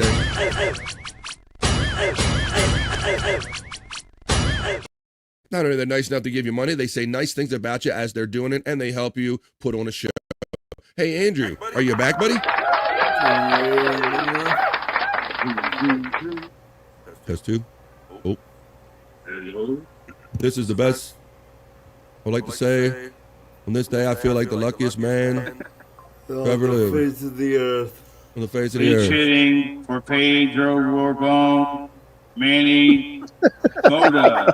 Yeah, there you go, P-Gun. Get in on it, buddy. There you go. Guess I like what that. I surpassed today? A kidney stone? What? No. 40,100. I thought my guess of kidney stone was pretty good, though. I gained 38 subscribers today. 38?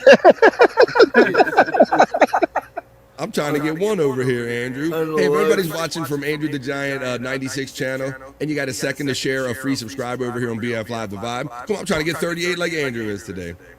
Andrew should get his hot takes in now before the nap portion of today's program. Hey, Andrew. I got a heart out at like 2. I thought you were just happy to see me. I got a review coming. And it's not gonna be good. Oh shit! Wait a minute. What kind of review? Like a patient review? Like how you're adapting, or what's going on? 30 day. Uh-oh. And if you find that you don't like his ways, well, you can't send him back in 30 days. Ooh, they trying to do the 30-day warranty on you, Andrew. They're like, if you defective, they want to get a replacement or some shit. Oh my God, well, Andrew, don't be threatening nobody. Tell them you keep the camera off or whatever. Be respectful and all that shit. All right, so you're gonna hang around until you go to that, or what are you doing? That is why I'm in this situation. Yeah, that's why I had a feeling I might have to do something with that. How about this? Can the driver of the red Honda please move your car? It is blocking the entrance. I'll double down on it. Can the driver of a red Honda please move your car? It's blocking the entrance. I put echo on the echo. No, I will not read this scuff with Shane. Oh, I did that. Beware of chip space nurse and juggle like Jen. 30 days in the hole. That's his 30-day song. I went Run DMC right away. Oh, yep. Andrew's been 30 days in the hole, and he's going to get a whole review. All right, well, why don't we do this? Andrew, we ended the show yesterday. I gotta mute him because you said you liked the song Perry Mason from Ozzy Osbourne, and I played that, and then I played Crazy Train, the live edition from the Randy Rhoads tribute album. That was a lot of fun. Of course, I had to erase it right away, Bobby Nick. They interrupted my stream. They said, "Yeah, I noticed that at the end." It said your stream has been interrupted. I'm like, damn. But at least I didn't get no copyright strike or anything. I just cleaned it up, just took it off of there. So I might be cleaning up this episode today. But I want to do a little Ozzy tribute, Andrew. Ozzy, he brought up Perry Mason. That was like a deep cut there, Andrew. Perry Mason, right? Yeah. So as we talked about it. But, I mean, I still don't know if this was planned or not. Is Perry the new Prince of Darkness since Ozzy passed? Shut the fuck up. I didn't say it. All right. I got to keep mute, man. And, Dang Lizard checks in from across the pond. What's up, Dang Lizard? I know Dang Lizard is here. We're getting ready to talk about Ozzy, as that the rest of the world is. Nah, Jen, I'm good. Can someone please? Oh, yep. Can someone? I got to do it. I got to unmute Andrew. Can someone please come to electronics for assistance? Sounded better when Pecan did it. Your echo sounds good.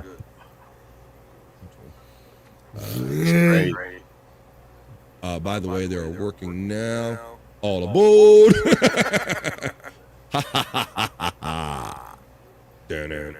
All right, let's get into it. We're gonna do a little Ozzy tribute here because we learned that literally during this live show yesterday. Compliments of Rob Taker. This news literally broke yesterday, so a lot of us are all still kind of absorbing it. So when I was out there on social media yesterday, I saw many people sharing their memories and on. I'm like, well, let's share some of these kind of one-off moments as our little tribute to Ozzy Osbourne right here on the Vibe today. So why don't we do this?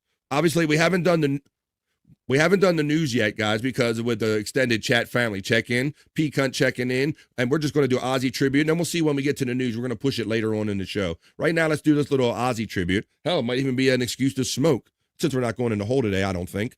But this is just, this was pretty cool. This is a video I'm going to show you of Ozzy Osbourne and Zakk Wylde performing one of his songs called It Gets Me Through, while BMX riders, skateboarders, and aggressive inline skaters and dirt bike racers bust some sick-ass tricks on Fremont Street in Las Vegas, Nevada. This is from 2002. This is our little Ozzy tribute here.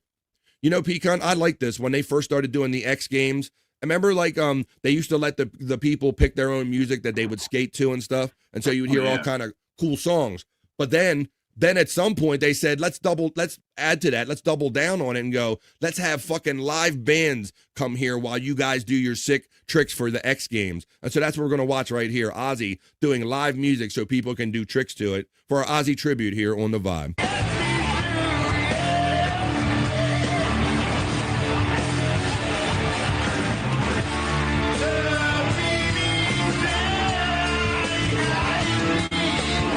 How you like this video quality from 2002?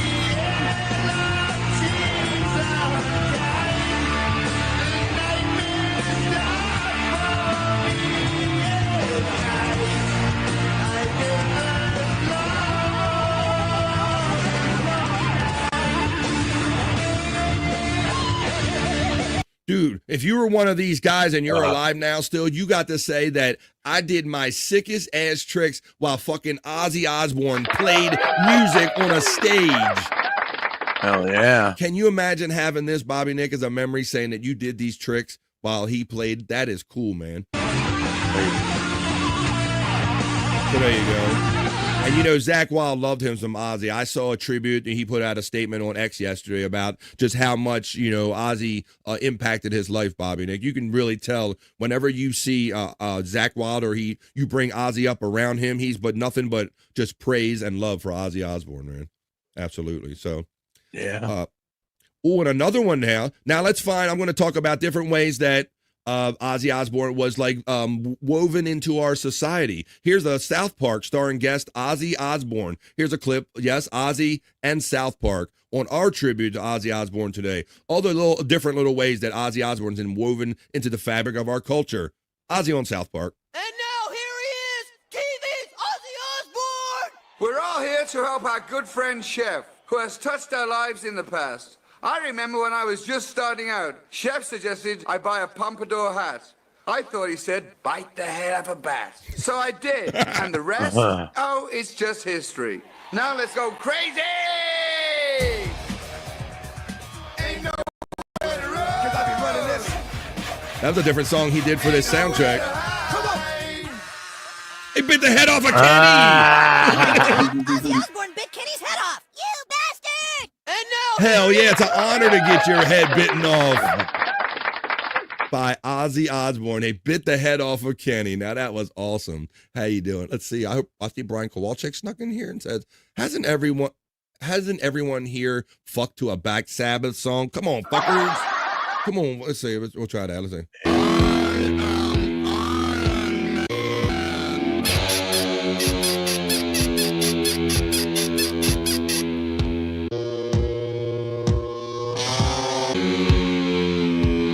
Do my own effects.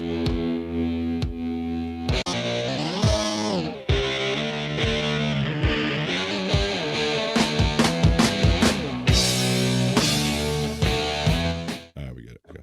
All right, let's continue on here. What's up, Brian? Thanks for checking in. I have confessed right away. War pigs, LOL. Yeah, right here we got it. Doing this. It's not war pig. Look at it. Generals gathered in their masses while I'm in bed tapping asses. Let's see. Fuck the war pigs. That's funny. Widow Killer says it's interesting that both Ozzy Osbourne and Robin Williams had Parkinson's disease, although Robin was in the beginning stage. Two legends in their respective careers with the same disease. Points out our friend Widow Killer. Let's see what everybody else is saying about this little Oz. Sharon deserves the credit for his popularity. She does, because she put up a light. Sharon! Yeah. Yes, Sharon deserves a lot of credit. She eats a lot of shit for what she did, but she was the force behind all of that. And you know what, Bobby Nick? I will say this, that I challenge anybody to find another couple that loved so much each other so much with so much loyalty, buddy. Total love and loyalty. Like they would fight anybody for the other one, you know? Yeah. That was real evident. Even when Ozzy was cheating, he'd still he's still my fight. asshole and you don't fuck with him. Yeah, that's kind of what Sharon's take on that. All right, well, let's watch some more stuff. We just watched Ozzy in pop culture and on South Park. Of course, he was incorporated on that. This is a 5-minute clip. I won't show the whole thing here, but here is Ozzy at the Conan O'Brien show backstage many years ago. He was trying to bring the morale up for the backstage workers, the writers for Conan O'Brien. Little Ozzy. Why didn't you make it so you get sick? Something my fault. Ozzy, this is Tracy King. She's she's a producer on the show, and she really gets the whole show and pulls it together and does a lot of the technical stuff. And Tracy does a really good job.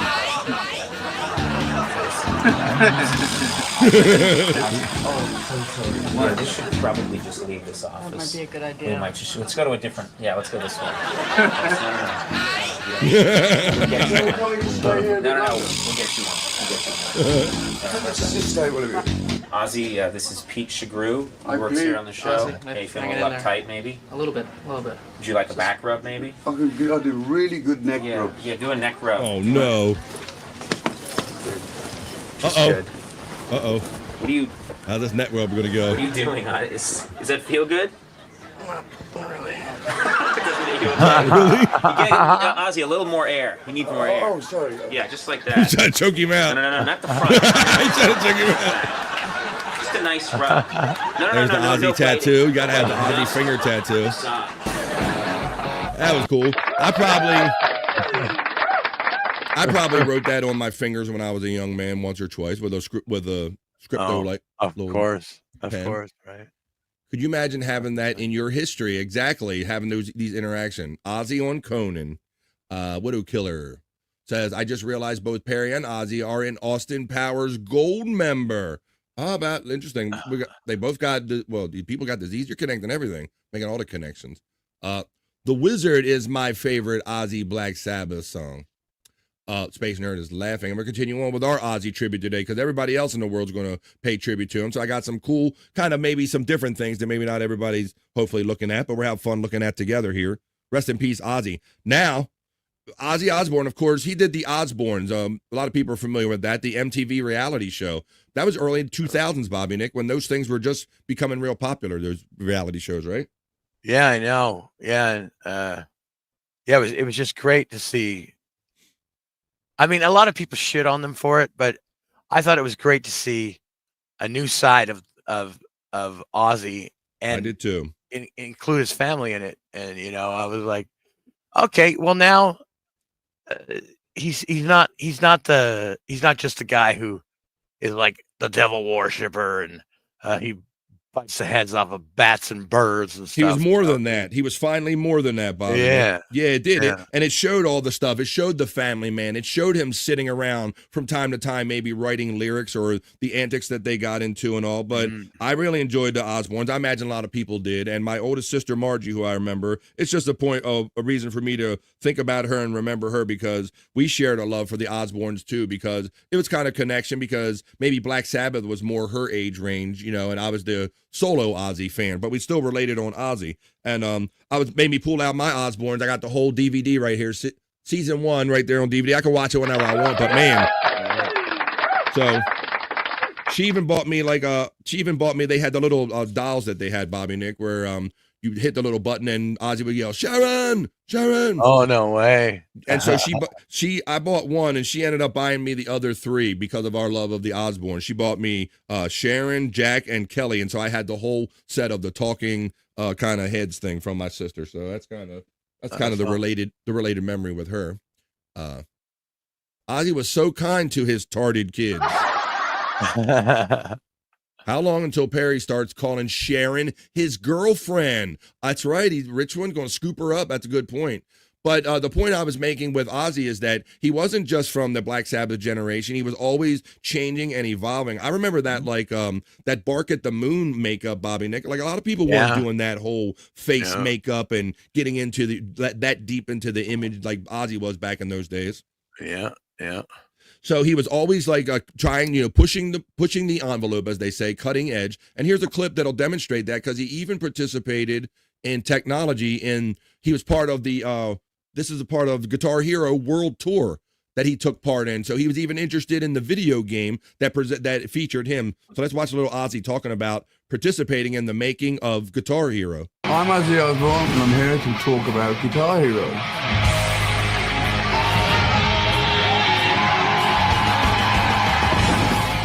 Ozzy pretty much helped invent the whole genre of music known as heavy metal, so getting him in the game was huge. It was pretty intimidating to think that he was going to be in our office. He came out to the office and we spent a lot of time with him going through the whole game, and he had to see what it was about, and how the motion capture worked. He wanted to know when he was putting the suit on. Ozzy definitely has a unique stage presence, which we were able to capture in the game. It was a lot of fun doing that, dancing around, He did his motion capture stuff, and it was going okay, but then people were saying, like, oh, he would like a crowd. So we got anybody that was interested, we started cheering for him, clapping for him, and as soon as we did, the real Ozzy came out. And it was like a real show. It was pretty exciting. I'm Ozzy There you go. Osbourne.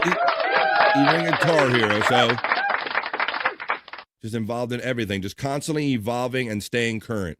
Now, I want to go back to this was kind of more the moment, Scott, that we known Ozzy for.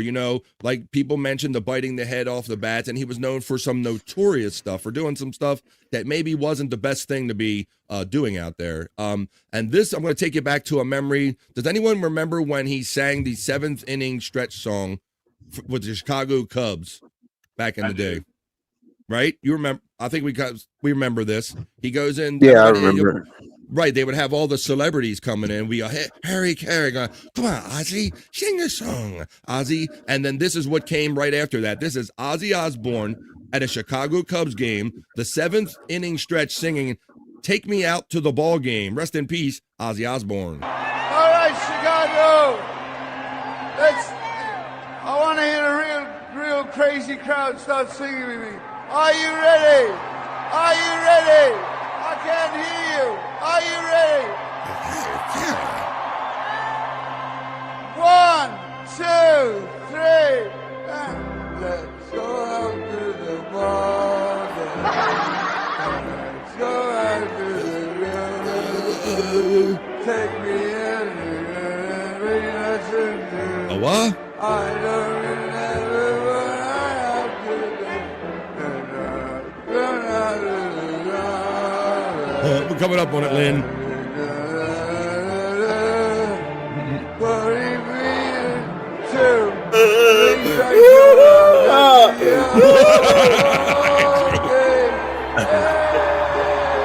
Andrew said, I can do better than that shit.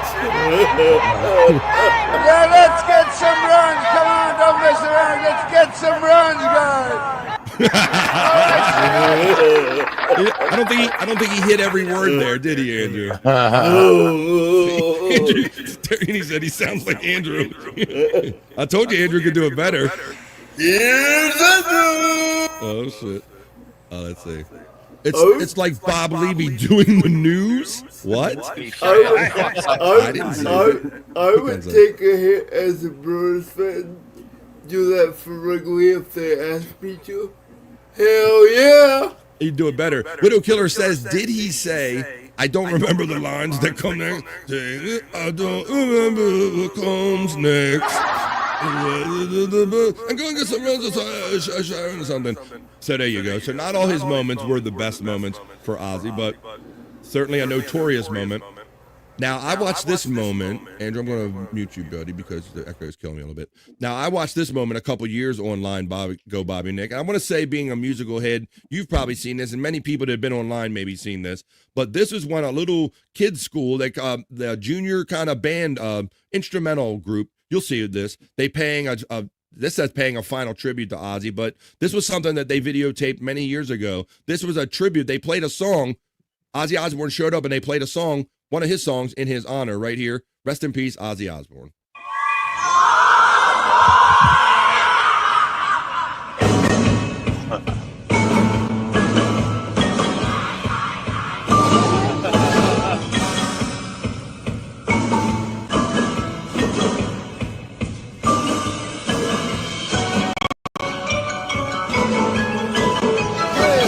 This break's coming up right after this, folks.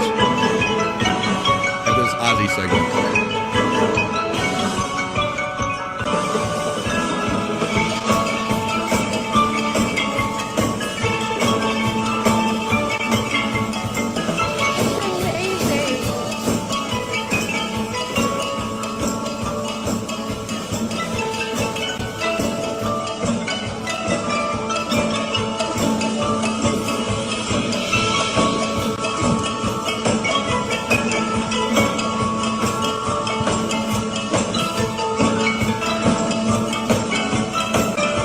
Louisville Leopards.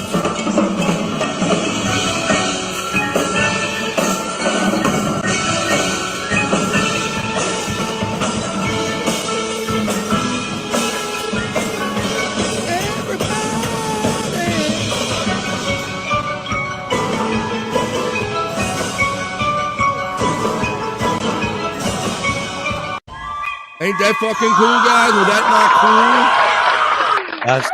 That's awesome. Those kids are gonna have great Hell memories yeah. for the rest of their lives over that moment.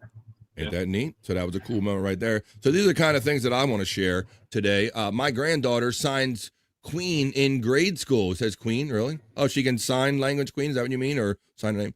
Terry, good on that teacher for signing Queen. All right, well, we're still in the middle of our Ozzy tribute. I'm gonna show a couple more videos, and then we are moving past the piss break, folks. So I guess if you got to run, go ahead and run, come back now. There's 42 of you in here in the middle of saying rest in peace, Ozzy Osbourne. We're showing some just viral moments or so just other moments maybe in Ozzy's life or the way that Ozzy affected our lives and society with his music. So that's kind of what I'm talking about here with these clips. Scott and Bobby Nick, I'm going to show you this one, guys. This happened during the COVID, during the pandemic.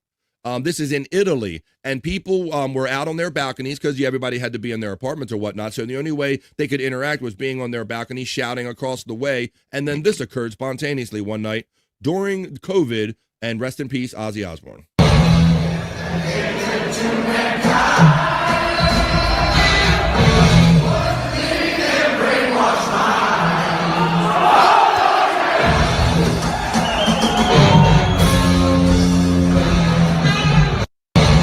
I'll let it play one more time.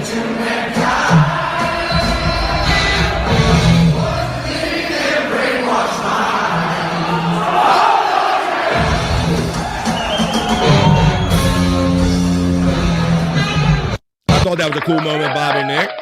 I remember that. Yep. I remember that. So all of these things were coming in my feed, Bob, and I'm like, this is the way I want to remember Ozzy Osbourne for all those different ways he kind of injected himself and affected, our lives in society. Right there, the singing at the Cubs game and the people singing in Italy like that, and him doing real shit. Now I have another one for you. People, like I said, his influence spread far and wide, and I can prove it no greater way than showing you this next video. Even the one and only, very versatile, people might not know this, he was on The Masked Singer. T-Pain is accomplished singer, and T-Pain loves him some War Pigs, so that's what we're going to hear right now. Rest in peace, Ozzy Osbourne. T-Pain singing War Pigs. Generals gathered in blood masses, just like witches said, black masters. Evil minds that plot destruction, sorcerer of death construction. In the field of bodies burning, as the war machine keeps turning. Death and hatred to mankind, poisoning their brainwashed minds. Rock this shit. Hey, hey, hey. Yeah.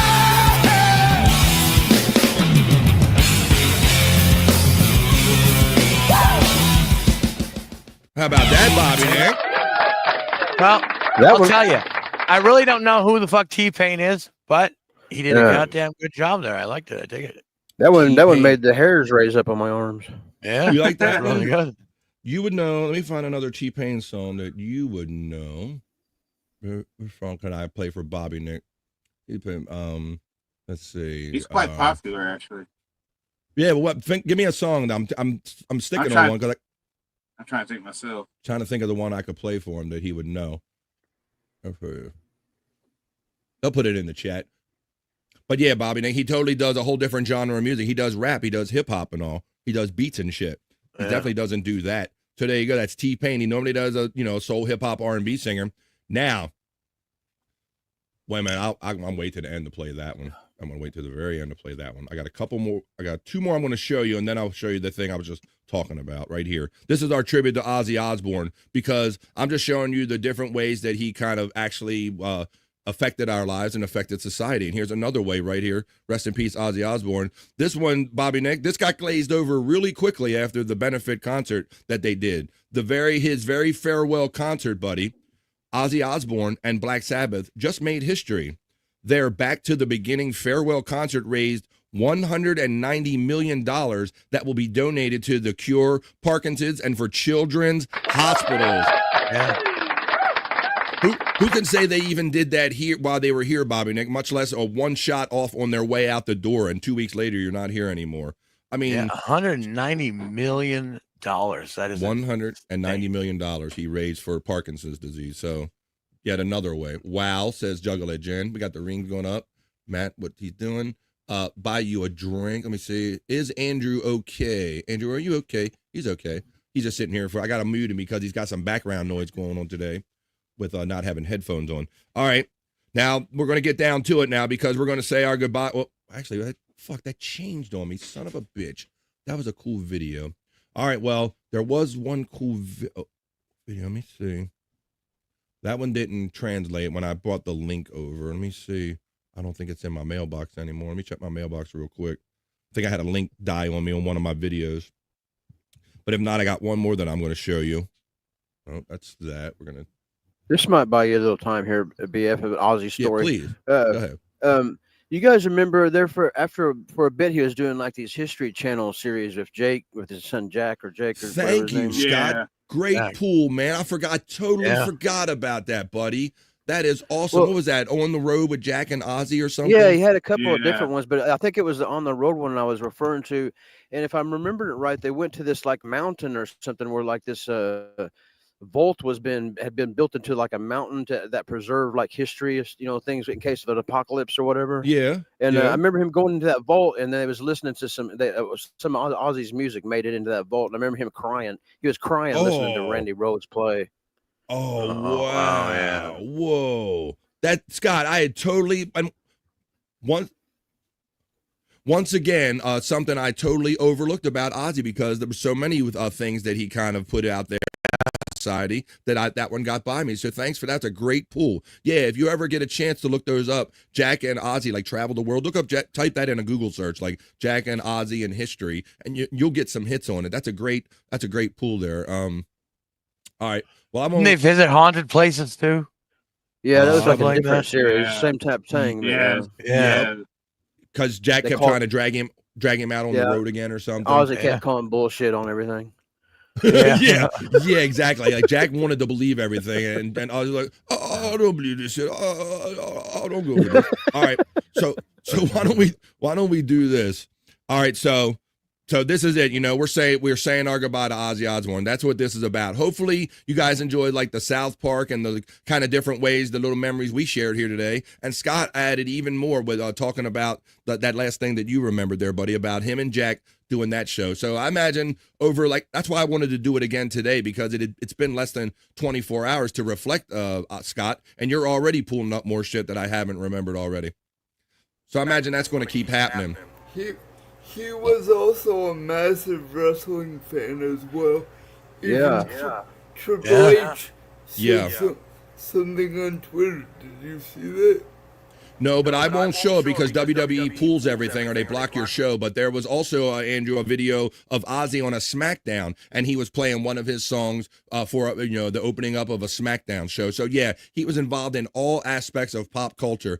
But we're going to say our farewell to Ozzy Osbourne. Rest in peace, Ozzy. And then we're going to move on with life and move on with things. And I imagine as the days go on that we'll kind of keep reflecting, and other memories will come up, like Scott pulled that great memory of Jack and Ozzy. But rest in peace, Ozzy. And this is, at the risk of getting it yanked off the air and crying while we do it, I'm going to play a little bit of Ozzy, his last show, last song. That's how we did it here on The Vibe. That is Rest in Peace, Ozzy Osbourne. I'm sure I got a tear in my eye. I imagine a lot of you all do too, folks. All right, so that's what we did. Incredible. Let's go. So let's keep it going here on The Vibe. Rest in peace, Ozzy Osbourne. And once again, people passing, hopefully it reminds you maybe to live life a little stronger than you did the day before, folks. All right, so why don't we do this, guys? It is 1:51 where I'm at on the East Coast of the United States. We've had such a strong, fun beginning of this show of The Vibe. Let's keep those positive vibes going and get them going again. We're going to take a little piss break right here. Typically, I would have already done the news, and about 1:30, we would have done the piss break, because that's halfway through 3 hours of a live show. But I have a feeling we're going to be just a little more than 3 hours today. We're going to try to get Bobby out of here on time so he can do the lounge, which will also be honoring Ozzy Osbourne after this show. But at 1:51, where I'm at on the East Coast of the United States, we're going to take a 2.5-minute piss break. And when we come back, we're going to do the BF Live, The Vibe, not so serious news. What else I got here? I got the Rock You Like a Hurricane, Rock You Like a Horoscope.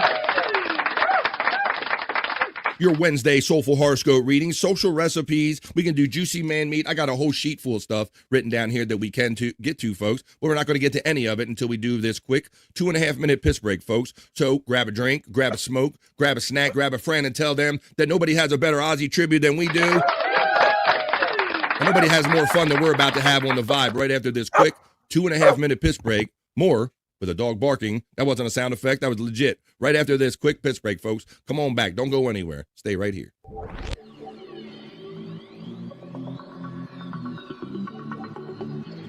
I think I need a piss break. I'll do the pee-pee dance. I'll do the pee-pee dance. I'll do the pee-pee dance, pee-pee dance. Yeah. Think I need a piss break. I think I need a piss break. Yeah. Oh, yeah. I think I need a piss break. I do the pee-pee dance. I do the pee-pee dance. Yeah. I think I need a piss break. Oh yeah. I'll do the pee-pee dance. Oh, watch me now. I'll do the pee-pee dance.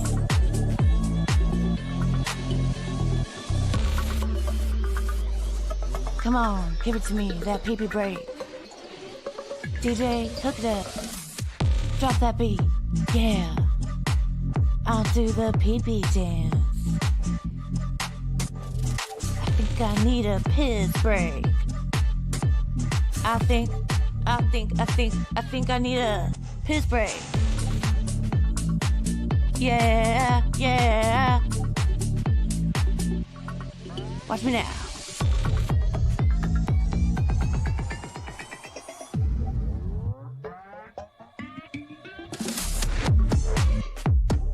PP breakdown, PP breakdown. Break it down, PP, yeah.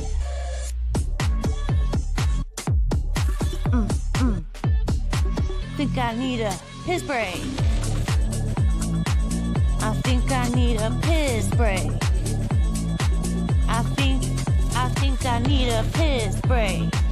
Oh, yeah. Wash your hands. Don't be gross. I know you touched your pee-pee. PB touching time has passed. That was weird, BF. I was pissing out of my eyeballs for some reason. You know?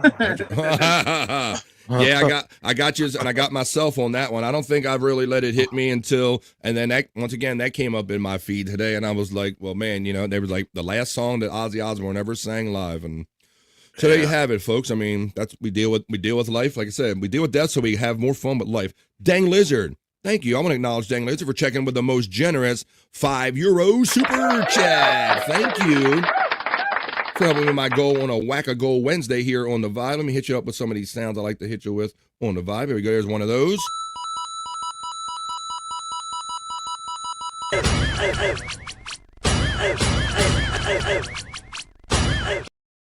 And Dang Lizard says in this super chat, the most generous super chat, thanks for the free promotion last time. I posted another minute of Chadwick and Buttchin. That's Chadwick and Buttchin on Discord. The Z-Man says it's not funny. Well, I'll have you know, Dang Lizard, first of all, thank you for the $5 on my Whack-A-Goal Wednesday, helping me toward my goal, number one. And number two, because I followed Dang Lizard right here on YouTube, it came up in my notifications, and I have it. And I'm going to play it for you right now. Like to see it? Here it go. The other day, they're just quick 1 minute or so, little strong 1 minute clips or videos, cartoons, if you will, mini cartoons. This is episode 2, created by Dang Lizard. This is Chadwick. Let's see, it's Chadwick and Buttchin. Thank you for the €5 right here on the Vibe, episode number 2 of Chadwick and Buttchin. Chad Zumach and Ray DeVito together. Shut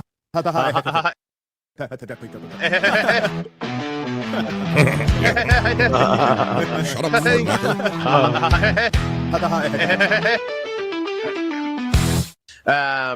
Chadwick, we're out of beer, Z-Man.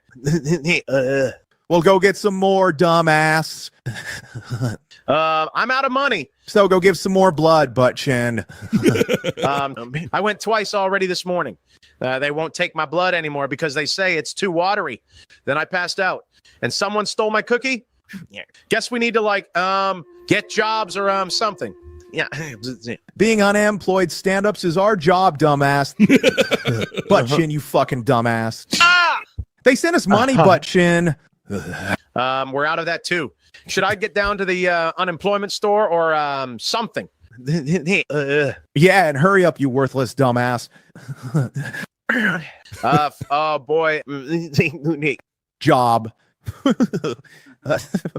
Live job. Tune in next time for episode 3 of Chadwick and Buttchin. Courtesy of Dang Lizard. That was pretty funny, huh? Well, Scott, now we will. Scott is a Ray defender, so Scott, what do you think about that? It's wasn't too harsh, right? It's good, it's fun. Yeah, as you know, I'm a Ray defender, and I'm also a closeted Zumach. Oh, so yeah, I like the cartoon. I dig the cartoon. I dig it. It's all good fun. Chad, I think Chad left his sense of humor in another state or something, Dang Lizard, because he says the Z-Man says it's not funny. Of course, he doesn't like anything except what he does. I love that Doreen checks in and hangs out for positive vibes, and she gave me a $2 super chat. She says, rock on.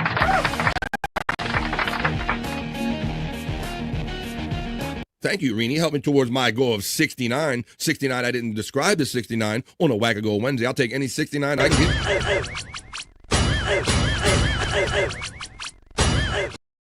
Thank you, guys. Awesome. All right, let's see. They found Rating Roads Masters without. There you go. They're talking about Goodbye, Ozzy. We will see you on the other side. I saw some comments coming through here. Let's see. Oh, let me see. I'm having fun with that. See why they're watching. Mama, I'm coming home, of course. People were crying. I need a towel. Matt shouts out Sweet Leaf. That's a great song. Yeah, definitely a good song. Just that beginning makes you want to smoke weed, doesn't it, Scott? At least it did me. I'll speak for myself. Scott's like, I'm smoking weed now. What are you talking about, BO? He's like, yeah. Here we go. That's that beginning of that song, it hits you in a certain way, right? Because it's I love the way it just starts. It just, you think it's going to have one tone, and then it does this.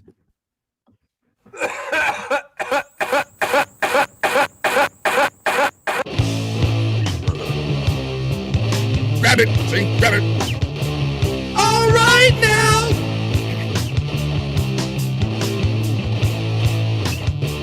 Won't you listen?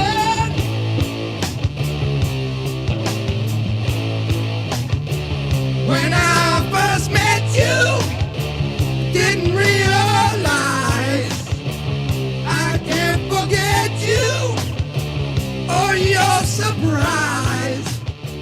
You introduced me to my mind and left me watching you and your kind. Oh yeah. Enough of that. All right, I could spend all day doing that. Let's see. A tear. Oh man. Yeah, thanks for that. That's gonna be one of my that's gonna be one of my memory. Put that in my memories for. I never would have thought I'd been able. I'd be on a podcast jamming the Sweet Leaf, smoking. Man, that's pretty cool. Fuck yeah! I had to take a hit, Scott. And my trigger just kicked. I'm like, I wasn't talking shit when I said that. Whenever I hear that, and they go, I'm like, where's my shit? Where the fuck is it? Where'd I leave it? Let's go. Whoa, look behind me. Joey C checks in while we're having fun on the vibe. He's already in the chat saying hello to everybody. Hello, Joey C. Hugging you, Bobby Nick, says our friend Rini. Let's see. OMFG rolling on the floor. Joey, thanks for joining. Pick a Val. Let's see. We're going to get on with the other news. So I hope you enjoyed that cartoon right there. Thank you, Dang Lizard, for that. That's kind of where we left you off on there. Wait a minute. I've been seeing this popping off on social media, guys. Have you been seeing Joey's latest thing? Joey's running for president, 2028. He's sharing his application for and all kind of stuff. I saw some of it, Joey. What are you up there doing, Joey? That's the foreverable entertaining Joey C of Catalano TV right there. Let's see. You can get a free trial subscription to Sirius. There are 2 channels that are all Ozzy, at least. I like Ozzy's Boneyard. That was always one of my favorite channels, Juggle Jen, on Sirius Satellite Radio. All right. All right, well, look, guys, like I said, this has been such an eventful day for a Wednesday. How's my signal doing, guys? I see I'm on the low side. Yeah, it's a little low. Here. A little underwater. Oh, I got too many songs playing. Hang on a second. Here we go. Oh, stop.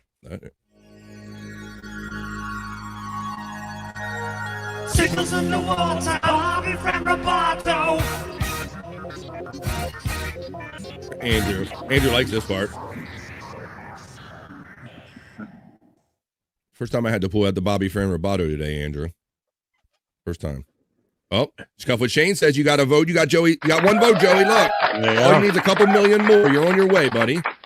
Brother Jake from Pecan and Brother Jake from Matt. And good morning, Jake from Rini. All right, guys. Well, like I was saying, because of the energy that you guys have already had in this show today, and because we have Commissioner Pecan talking about all the fun wrestling matches, and we did a kind of a R.I.P. rest in peace tribute to Ozzy Osbourne, we haven't even done the news yet. So what do you say I make my way over to my news desk and read a few stories I have for you in the Vibe Not So Serious News.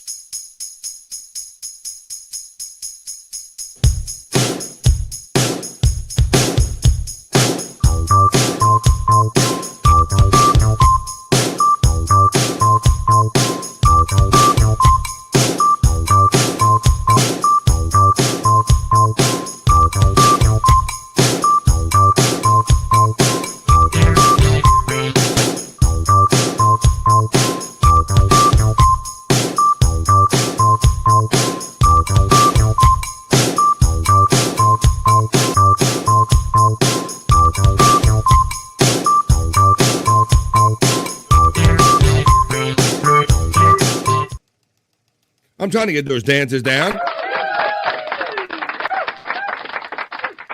But until then, I'm going to bring you the not so serious news. That's what we're doing, folks. This is the vibe, not so serious news. So let's go through my news stories, and I'll read you a couple for you right now. In my first story in the vibe. Well, first of all, I want to let's frame the day properly. Also, give me a second for my signal to recover. Hopefully, let's frame the day properly by reminding you what today's really all about. Never forget, the weekend will always last longer if you start drinking on a Wednesday. Hell yeah! And that's Wednesday, folks. Boom. That's a more you know from that hottie right there. As we're going to do the first story in the not so serious news. And I only say it's not so serious news because it's not all the like the political doom and gloom. You know, there are some serious edge stories, but it's a little fun tip. We're going to do it. I will try to make this first story fun. I just want to talk about this as a cautionary tale, P-Cunt. Did you hear about the story of the gentleman that was sucked into an MRI machine and it killed him, basically? Yeah, and so this is a cautionary tale. A man was sucked into an MRI machine. Whoa, wait a minute, Scott. I'm not trying to... There's a reason, because he was wearing something that you shouldn't wear. And as a matter of fact, I'll read the details because he wasn't really supposed to be in the area. A man sucked into an MRI machine by his own metal necklace is critically injured. I think he did ultimately die. Homicide detectives are investigating after a man was violently sucked into an MRI machine by a metal chain around his neck, police in New York said. The horrific incident took place at Magnetic Resonance Imaging Medical Facility on Long Island, and Kenneth Palmieri, a spokesperson with the Nassau County Police Department, confirmed to USA Today. The facility is in the village of Westbury, a town in North Hampstead. I don't know why this all matters, but according to the press release from the police obtained by the USA Today, just after 4:30 local time on July 15th, officers responded to a medical emergency at the Nassau Open MRI in the 1500 block of Old Country Road. So you can see there's one of those open MRIs, Scott. Now, I heard you kind of say, oh, my God, because you're having a back thing. And would you just been in one of these lately, or what's your MRI experience recently, buddy? Yeah. If you don't care to talk about it, that's all. You don't have to. But so basically this guy was wearing something that you... Yeah.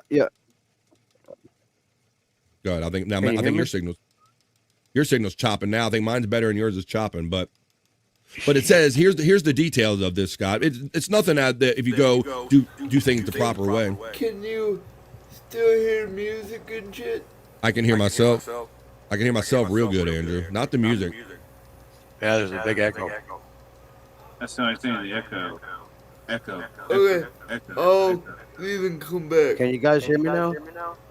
I can hear you. Yeah, the owners of the white Toyota Camry license plate. All right. Here's the details of how this went down. At the scene, witnesses told officers that the 61-year-old man entered an unauthorized MRI room while the scan was in progress. And for those of you that don't know, it's actual a gigantic magnet, so that's the issue here. Wow. Police said in the release. Officials had not released the man's name because as of Friday, police told the USA Today they had not learned if he had died.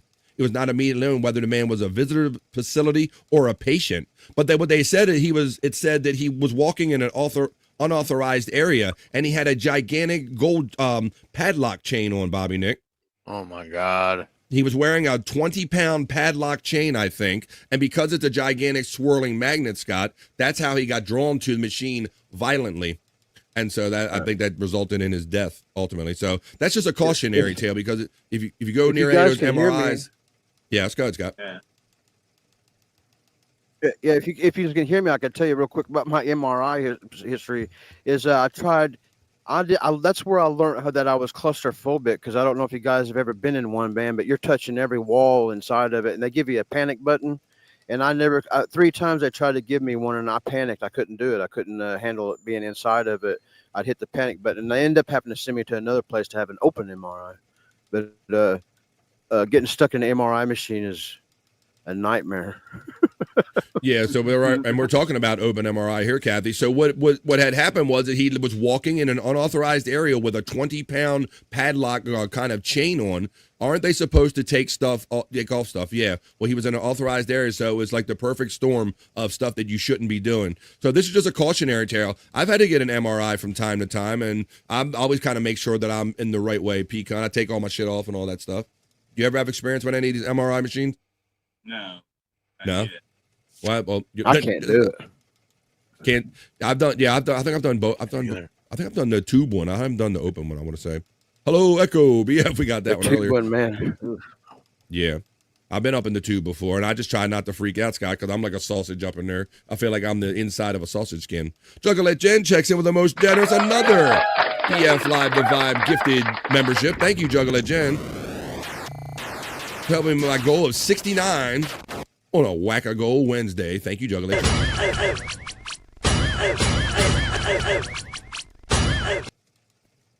He did that on purpose. That's what I was wondering, Mandy Diff, if this guy like had a death wish or something like that, Scott, because they have those areas pretty well marked off with like tape and everything, the caution tape telling you this is like a restricted area. So I don't know.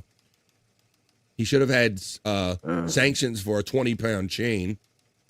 Scott, me neither. Ain't messing with those. Yes. What kind of necklace? I feel like I can just about break my way out of any normal necklace. You know what I mean?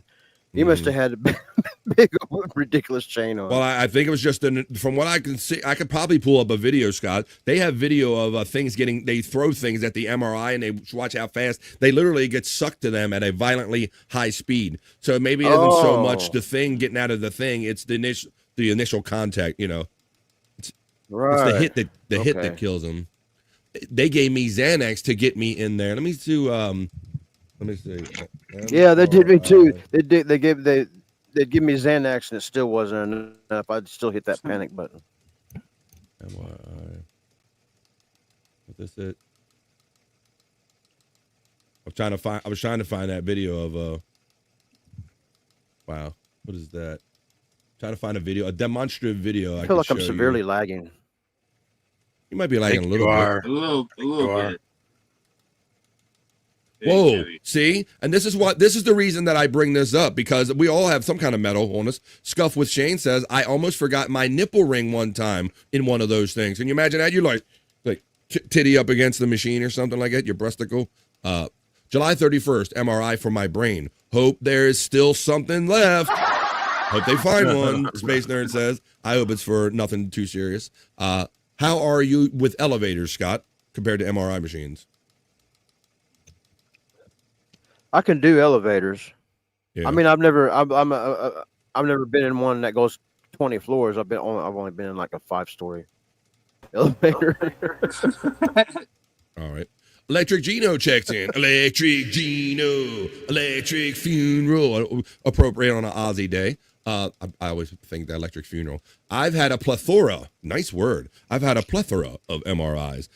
There are lights and signs and warnings everywhere outside the room. So I think this was an accidental situation. This isn't a situation where a gentleman went and he wasn't handled properly, or didn't follow the proper protocol and something went wrong. He was literally in the wrong place at the wrong time. Oh, here we go. I'm going to show you the video. I found the very one. This is called, just to give people an idea, and because when you go in there, Scott, they make a whirring noise, but they're all like covered up. They're kind of innocent enough looking if you've never seen the inside of an MRI, but this is called MRI versus chair.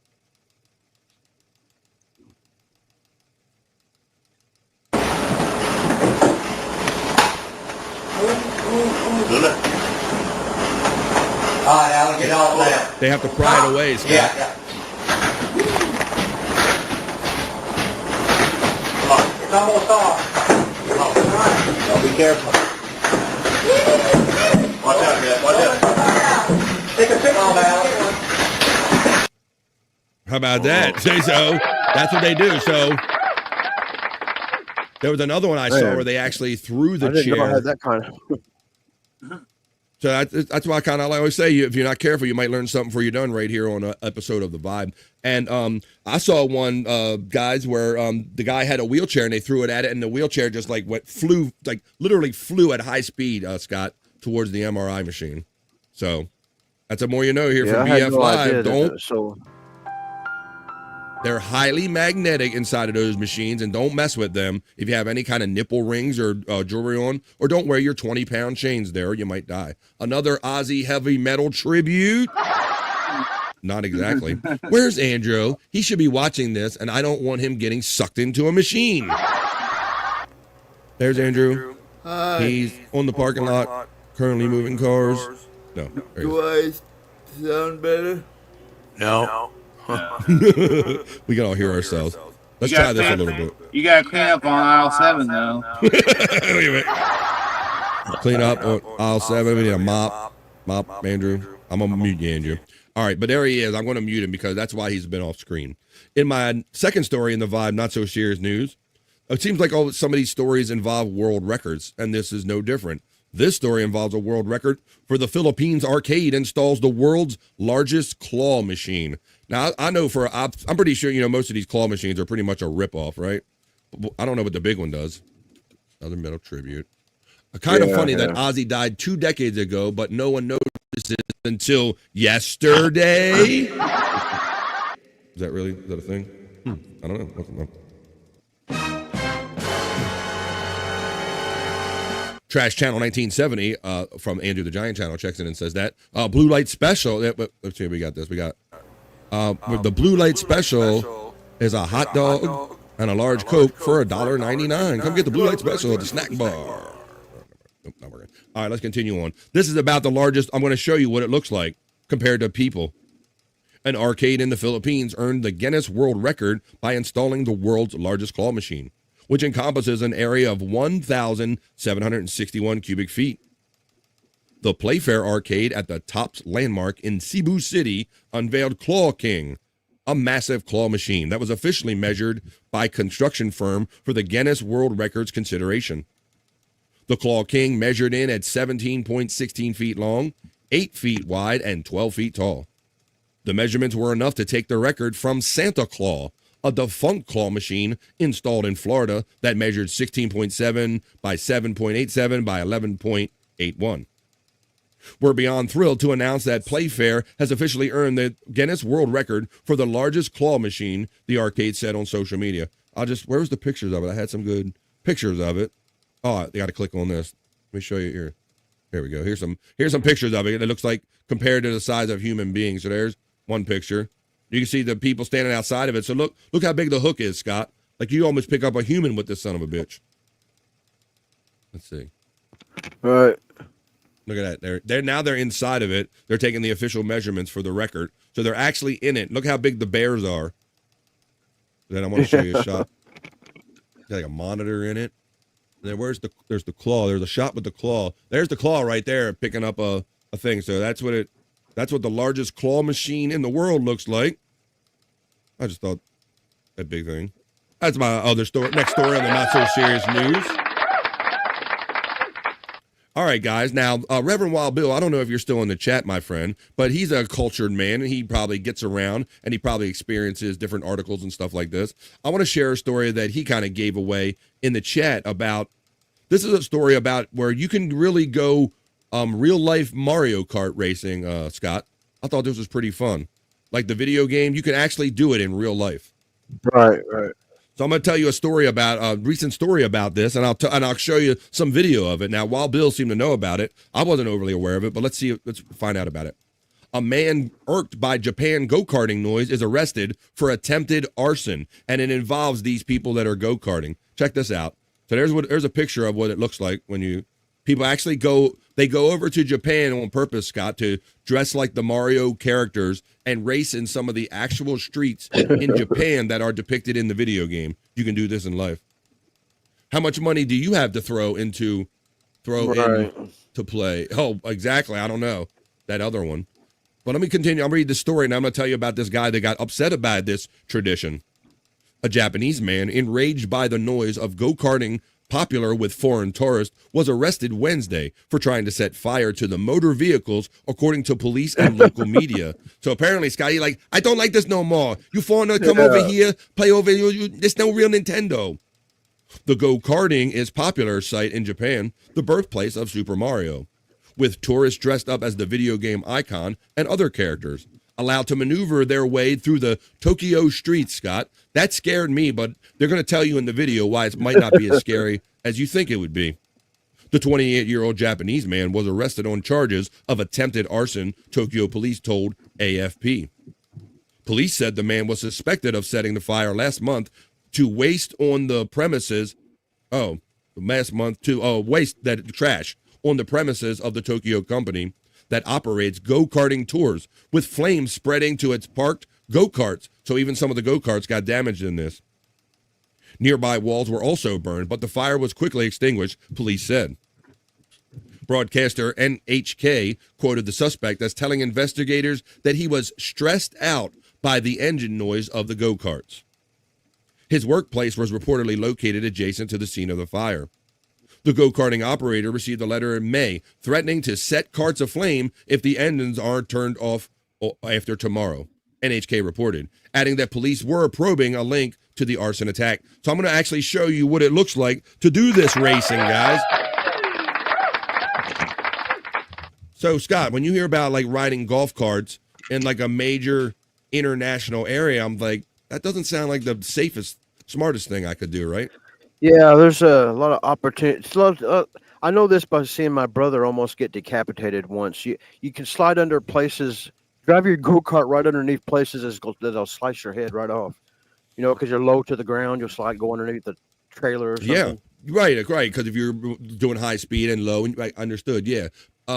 So I thought, wow, this sounds on the surface, this sounds really bad. They said my accent sounded more like a Chinese accent. Well, I am accused of being B.F. Chang. Let's just call it Asian in general. I want to acknowledge my big sister Kathy checking in with the most generous $2 super chat. Come on now, we can do this. She's trying to get me to my goal of 69 on a Whack-A-Goal Wednesday. Thank you, big sister.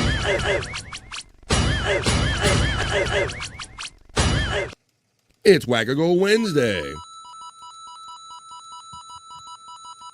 But it's fun on them carts, though. Yeah, I'm going to show it to you right now. Wait, he was throwing fireballs during Mario Kart? Maybe that was it. Yeah, now that I'd be upset about. Wait a minute. It's me, Mario.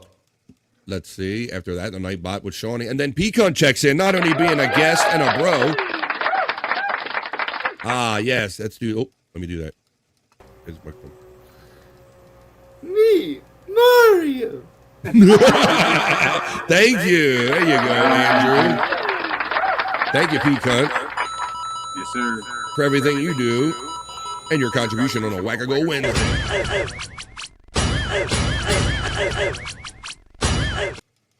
All right, but now let's get down to watching this, Scott, because I kind of learned something in this too. And, you know, of course, it comes down to culture, the reason that maybe this is a better idea in Japan than it is over here. So we're going to watch. These are people that go over to Japan on purpose to dress up like the characters in Mario Kart and drive through the streets of Tokyo in real life.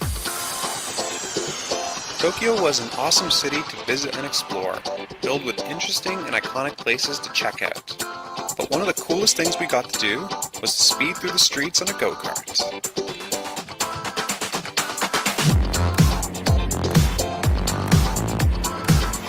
Like right now, that looks pretty dangerous in itself, right? Right.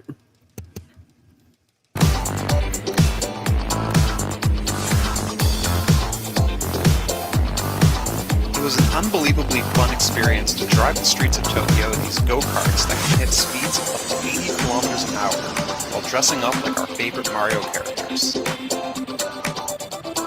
Our tour took us through several sites, including Tokyo Tower, Shibuya Crossing, the Rainbow Bridge, Roppongi, and Shinagawa.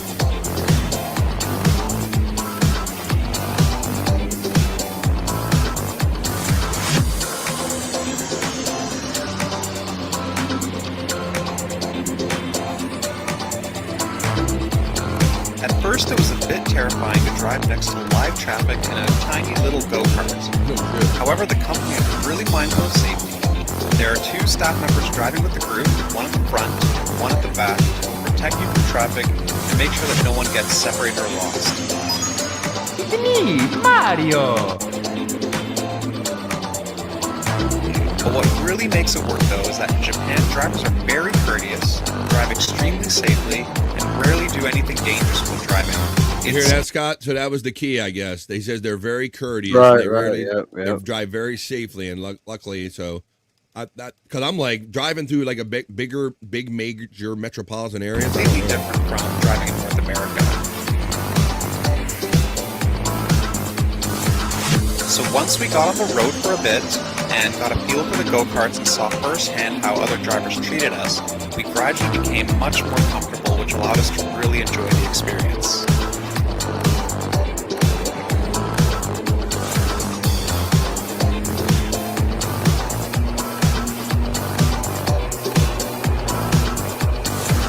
it looks Now, so one safe, thing I'd give that a you need to be go. aware of if you want to try go-karting in Tokyo is that you may need an international driver's permit from your home country. An international driver's permit allows you to legally drive in Japan, and without a Andrew. All right, Andrew. I'll put him back on stage. We'll see if he comes back later. to be allowed to join the tour. So plan ahead, don't forget it.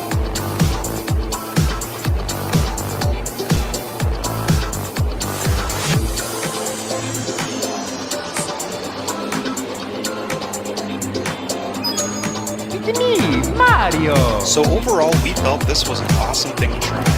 And everyone who was in our group was in awe of their experience and said it was absolutely worth doing.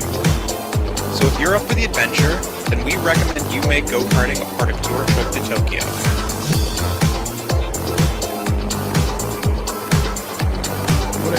There you go. The Reverend Wild Bill knew about it, but I didn't know about it. And maybe some of you know about it now. I did. You did not? No, I did because you did. you know how on YouTube you see those live cameras throughout the all parts of the world, and Sure. You'll see Japan, and you would see them going around a certain part of the Yeah, different cities. yeah. I've seen them do that before. So you saw it on those live cams like that, huh? Yeah, that's the only way I've ever seen it. Well, look, Them cities are probably. Go ahead, Them Scott. cities are crowded. They probably pay a pretty penny to shut them down like that, don't they? I don't know. They didn't look like they shut much down. They just, the drivers are very courteous, so they just kind of intermix. But look, you reminded me of a live camera. This is Abbey Road, the one over the Beatles album. Yeah. You familiar with that, P-Cunt? Yeah, oh yeah. Only if Why you is the get high lines driving. crooked like that? Well, I don't know. I guess that's it. Oh, see, look, there's people taking a picture right now. Oh, And yeah. 4 people right now, and you had to wait right there. See? Can you imagine living here and having to go through this all the time? Look, I'll rewind a little bit. There you go. Watch. They go. There you go. But do you blame them though? I mean, it's. I'd probably do the same thing, Pico. But they're like, oh, bloody hell. Again? Every day with that. All right, we're just checking on some live cams. You said live cam, you reminded me of that. So you knew about that Mario Kart, but that was kind of fun. Some real life Mario Kart. I like that. Kind of neat. I like when kind of you can do things in real life that you got to do on video games and stuff like that. All right, well, why don't we say this? It's 2:27, coming up with a half hour left to go in the show at least, right here on the Vibe, and we're going to have a special in the lounge featuring Ozzy Osbourne immediately following this episode of the Vibe. Bobby Nick will be telling you about that when we do our plugs coming up real soon. I'm going to leave you with this Bikini Report right now. And this is about the sexy Sydney Sweeney. I did a report on her a couple months ago about they made the soap with her bathwater, Scott and Bobby Nick, if you remember. It's like a hot actress girl for that Squatch soap or whatever. Well, she's not done being a business person. Now she's launching into lingerie, apparently, with some other famous people. For more on this, we're going to end this BF Live The Vibe Not So Serious newscast the way we always do with a Bikini Report who's going to tell you about Sydney Sweeney, sexy Sydney Sweeney, and her latest business venture and who it's with. Take it away, Bikini Report. Sweeney is starting a lingerie line, and this is pretty much the reason I got into bikini journalism. Obviously, Sydney Sweeney and lingerie are a natural pairing, but that's not the only reason we suspect this venture will be successful. According to US Weekly, she's got the financial backing of Jeff Bezos and his new wife, Lauren Sanchez. Which would also partially explain what Miss Sweeney... Yes, nerds, bikini journalism. It's very serious. Very professional and very serious. ...was doing at their recent wedding in Italy. Sweeney is also starring in an upcoming movie for Amazon MGM Studios, so it may have just been a matter of lending some star power to her new boss. This lingerie line can be added to her team up with Frankie's Bikinis, as well as her bathwater soap we recently told you about. Loving how this super sexy A-lister is spreading her wings beyond Hollywood. Is the Bikini Report next on her list? Only time will tell. I'm Emily Panetto, reminding you to like and share the Bikini Report for more daily headlines. Whoa, thank you, Bikini Report. Space Nerd. We always get the rating for the bikinis from the ladies. They like this one today. At least Space Nerd does. Thank goodness for a decent bikini. What do you think, Scott? Yeah, I like the bikini, but her head is just a little too square and her lips are a little too blown out. I got like this reminds me of like grandmother's china or something like that, like some blue willow or something like that. Looks like grandma's. Why you wearing grandma's china pattern design on your shit? But I ain't mad. I ain't mad at it. I don't know. All I have to say is, what the fuck did she say? FJM says those are real. Damn it, those are real to me. I appreciate what you ladies do to your bodies. Uh-oh. Am I going under a little bit? Oh, no, I'm coming back. No. Come back a little bit. There we go. Okay. I love the pattern on that bikini. Here comes another girl checking in with that. There we go. All right. Let's see. Oh, too much testosterone. It's Tennessee. he's in Scott's camp right there. He's like, wait, a little too Tennessee. Musculature. Tennessee. Tennessee. Tennessee. Musculature right there. Well, there you go. Fine bikini. Maybe a little too much musculature. At least for that today's edition of the Bikini Report at the end of the Vibe Not So Serious News. That's what we do. That's how we like to do the news right here on the Vibe, folks. What do you say we get on with more fun with the show? Come on.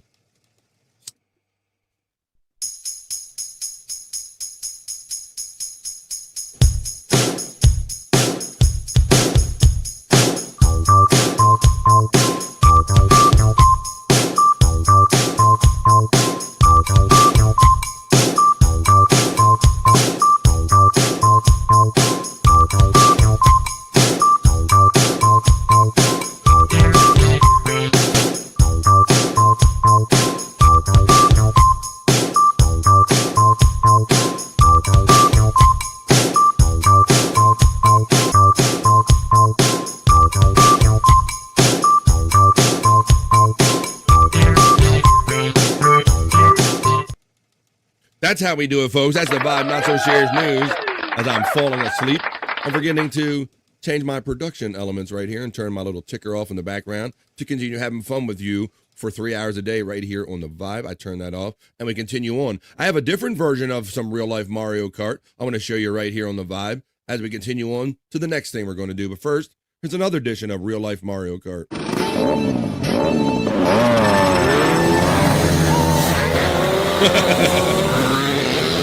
That's a different real life Mario Kart. This is the American version.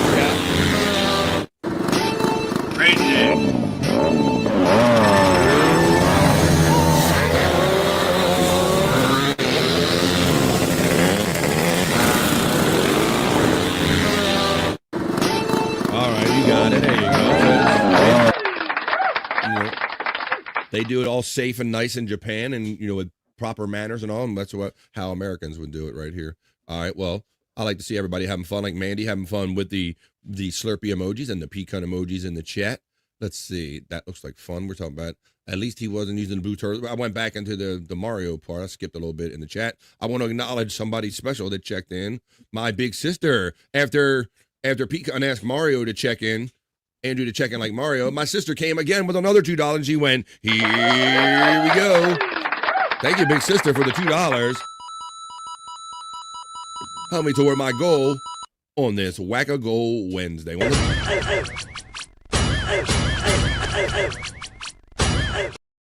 Thank you very much. All right, let's continue on here.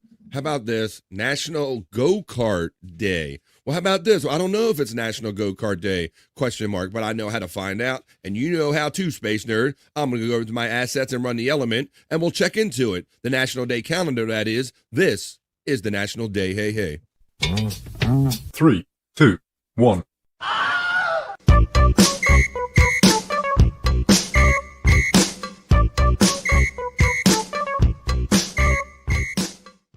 That's right, folks. It's the middle of the week. And it's the middle of the day for most of us right here on BF Live The Vibe. And I remind you all that it is Wednesday, July 23rd, 2025. So that's the day we're going to check on the National Day calendar. This is the National Day Hey Hey. Let's see what they are. The crazy holidays or celebrations for someone or something. Today are National Lemon Day on July 23rd. It's also Gorgeous Grandma Day. We're gonna get fresh with that one. How about National Vanilla Ice Cream Day on July 23rd? That's all we got today. 3 of them. You know, I always say there's some days there's 2, some days there's 6 or 8 of them, but today we got an easy 3 to get to. How about we go to the first one? National Lemon Day, that cool, refreshing drink. I know you recognize that pecan from that old stand-up we like. A lemonade, that cool, refreshing drink. Well, it's Lemon Day pecan. Now, that's the way I enjoy lemons. I don't eat lemons like straight up. I used to do like a lemon drop shooter with vodka, and we would put the lemon in some sugar and kind of suck on the lemon and then take the shot pecan. You ever done a shot like that? Oh yeah, definitely. Well, there you go. Well, I also like lemon and iced tea as well. That's good. I know my wife enjoys it that way too. And I was also thinking of other lemons, like the old candy lemon heads. See, grew up on some lemon heads right there. What about you, Bobby? There's a Canadian question. Did we talk about lemon heads before? I don't know. What? We have this, it's like a little sweet and sour candy. It look like tiny little lemon pellets that you eat. Wow, that's one of our candies. Well, that's kind of way we enjoy lemon. I'm not really familiar with it. I don't think I am anyway. Ooh, thank you, Widow Killer, for following up. He says, BF just posted a real-life Mario Kart prank by a guy in France. Well, I already did 2 elements. I don't know if hit with 3. I want to keep the show moving, but maybe I'll include it like tomorrow or at a different part of the show. Thanks, Widow Killer. I always appreciate your enthusiasm and sharing shit with me. I also appreciate Juggalette Jen continuing to check in with another generous $2 super chat on this Wackago Wednesday. Thank you to my generous friend, Juggalette Jen.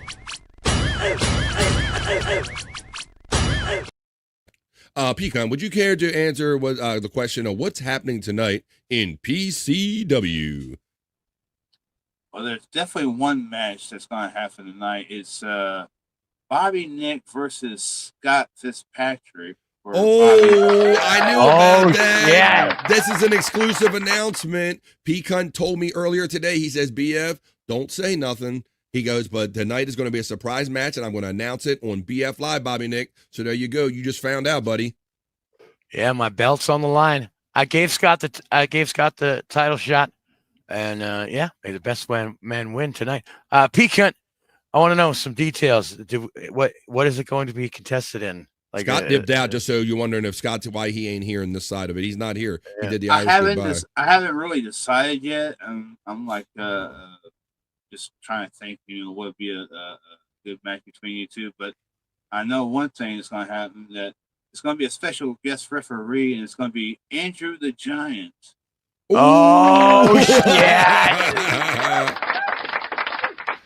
I just found out about all this morning when I was talking to Commissioner Pecan. I said, Commissioner Pecan, this is so much information. You got to come on here and do like a weekly summary or something of all the crazy matches that made people cry or made them happy like the week before. So he's just bringing you this new information today that if you watch tonight with Late Night and Bobby Nick, when Bobby Nick is calling these matches, he's going to be calling one with him against Scott Fitzpatrick and guest referee Andrew the Giant. All right, there you go. So thanks for sharing that exclusive information. And I'll go back to the chat in a minute after we're done talking about the National Day calendar. On July 23rd, National Lemon Day squeezes its way into our day just in time to celebrate our summertime festivities. This tart fruit brings vibrant citrus notes to salads, drinks, as we discussed, and even savory dishes. Join us while we learn why so many people love the taste of lemon during the summertime and learn some lemony history too.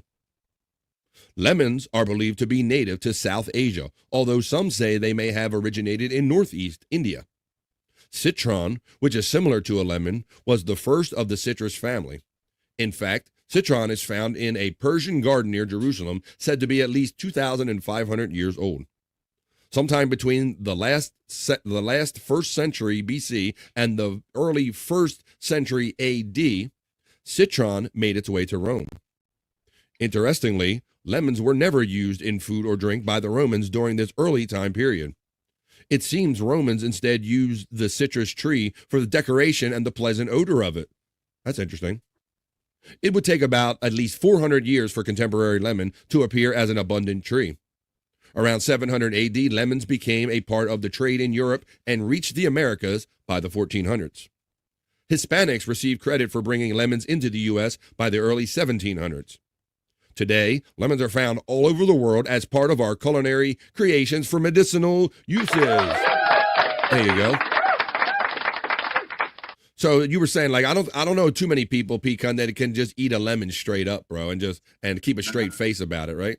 No, get that sour taste to it when you start, getting to the lemon. All right, so here comes my whole thing, Bobby Nick. As you know, I don't like traditionally eat fruits and vegetables, but I do like things derived of fruit. So I do like lemon meringue pie, Pecan. Oh, that's awesome. Right? Yeah, I like lemon meringue, really. lemon meringue pie, and I got me a couple little store pies that we have tasty cake around here. So I got a couple tasty cake lemon pies currently in the house. So that's another way I enjoy lemon. So whatever way you enjoy lemon, whether it be lemonade or pie or whatever, it's National Lemon Day on the National Day calendar. Get your lemon on today on the National Day. Hey. Let's go on to number 2. Let's see what gorgeous grandmoms are about here on the vibe. What is? Yeah. Uh-oh. Let me see. And then we'll get back into the chat because I see some pretty colors in the chat. Gorgeous Grandma Day on July 23rd. And we are recognizing all the women who embrace the age of a grandma. Whether they are grandmothers or not, Gorgeous Grandma Day embraces and encourages all women to flaunt their granny attitudes with purpose and style. You go, girlfriend. Not all women become grandmothers. Those who do don't necessarily fit the traditional mold any longer. Others still reach a point where many assume grandmother status, even though there's no grandchildren are about. While some grandmas fit the traditional mold with gray hair and cookie baking, homemaking, and hug giving, child spoiling energy to spare, many grannies sport a whole new role. Many take on the part of grandma to the children in their lives. No matter the type of grandmother they are, they're all different. Some play the hippest games and wear the latest styles and know where to find the best deals on technology. Even the grandkids can't keep up. Funny, sassy, and energetic, grandmas, rebel grannies, and smart grannies make the grade. So it's just about our sharp ladies out there. So it's just about embracing your age and embracing what's good about you. Put that experience. You gotta put that experience behind what you do, grandmas. On National Grandma Day, on the National Day calendar check. Now, Bob, this is one's close to my heart because this is probably, without saying, it's my favorite flavor of ice cream on National Vanilla Ice Cream Day, Bob. How about that, man? I like me some good old vanilla. Me too, Bobby friend. I gotta say, everybody's like, "Oh, you're just having vanilla?" Same. It's like, it's fucking great. Fucking tastes awesome. Bobby Nick, we'll go to a Haagen-Dazs or whatever ice creamy place around, and everybody will get whatever. I'm getting the mixed mocha maca muka jika jika buka buka, and I'm like, I'll take vanilla. And they go, really? You come to like this place and you're just going to just get that, like maybe a Cold Stone Creamery, although we've only been there one time. But yeah, just some of those places I always get vanilla. How about you, Pecan? What's your thing with vanilla ice cream? You like it? I love vanilla. It's like you can't go wrong with vanilla. And when I got older, Bobby Nick, and I got more sophisticated and discovered the whole bean vanilla and that stuff that had that French vanilla or that more bean taste to it, I like that even more. Yeah, that's some good shit too. Well, let's read a little bit about it. Since it's National Day for Vanilla Ice Cream, it's National Vanilla Ice Cream Day. On July 23rd, it tips its hat to the second most popular flavor in America. I can't believe I guess it's got to be chocolate, huh? Take a bow, vanilla. I scream, you scream, we all scream for vanilla ice cream, of course. The day is part of the National Ice Cream Month and not too far behind National Ice Cream Day. Since Americans love vanilla ice cream so much, it shouldn't come as a surprise that vanilla is the most common flavoring in North America for ice cream. In fact, many people consider vanilla ice cream to be their default flavor, like myself and Bobby Nick just indicated right here. Many may be familiar with Thomas Jefferson's vanilla ice cream recipe. The third president of the United States may have discovered a love for the vanilla flavor while visiting France. While he wouldn't have been the first to savor this delicious taste of vanilla ice cream, Jefferson enjoyed jotting down recipes. The same applied to ice cream. He also produced a handwritten copy of a vanilla ice cream recipe in the 1780s. Only 10 copies remain. In fact, the Library of Congress houses one copy that has a cookie recipe on the flip side. Today, the ice cream parlor in Mount Rushmore in South Dakota serves the same recipe so anyone can have a taste of that Thomas J. You can get that TJ ice cream. So whether it's French vanilla, whole bean, or whatever you enjoy, it is French vanilla. It's Vanilla Ice Cream Day on the Vibe National. So we got Vanilla Ice Cream Day, we had Gorgeous Grandma Days, and National Lemon Day. I'm pretty sure, I know that we took care of all of them. That was our just quick check with the National Day calendar. That was the National Day. Hey, hey. 3, 2, 1.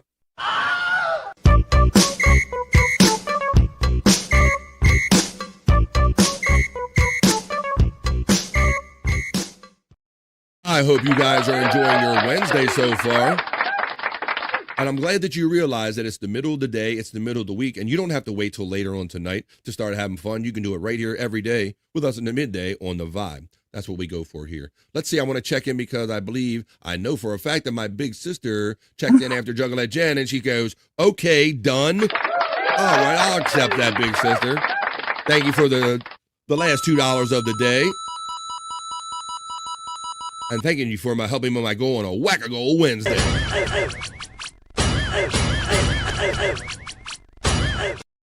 I appreciate that. Let's see what everybody's saying. Mexican vanilla is amazing, says our friend Gimme Bezos, checking in, snuck in here on the Vibe. Vanilla is great to put in whatever you want. LOLBF to something I said earlier. She's a grandmother of 2. My wife is 49 and sexy AF. That means as fuck. Oh, there you go. And she's a grandmother of 2. Oh, let me go. Give me. All right. I'm mixing stories there. Let's see. Be still my beating heart. It's Kathy. Big hugs. Howdy, kid. From our friend, the colorful speaking Stephen Bull, goes by Bull Dude. Cancer for myself and Mr. Dr. Fitzpatrick. Well, how about that? I will do that, Juggalette Jen, for you and everybody else that's still here or wants to partake. Throw them in the chat, folks. We're going to finish up the show this way because on Mondays, Wednesdays, which is today, and Fridays, we like to see what the stars have in mind for us at the beginning, the middle, and the end of any week. So as you throw your astrological signs in the chat, I'll make my way over to my horoscope reading studio. I will gently caress my crystal balls, and I will bring you your Wednesday edition of your Soulful Horoscope Readings. Hey, are you feeling lost in search of life's answers? Well, search no further. This is BS, Soulful Horoscope Readings.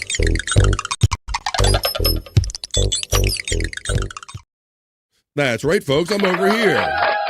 I got my balls out.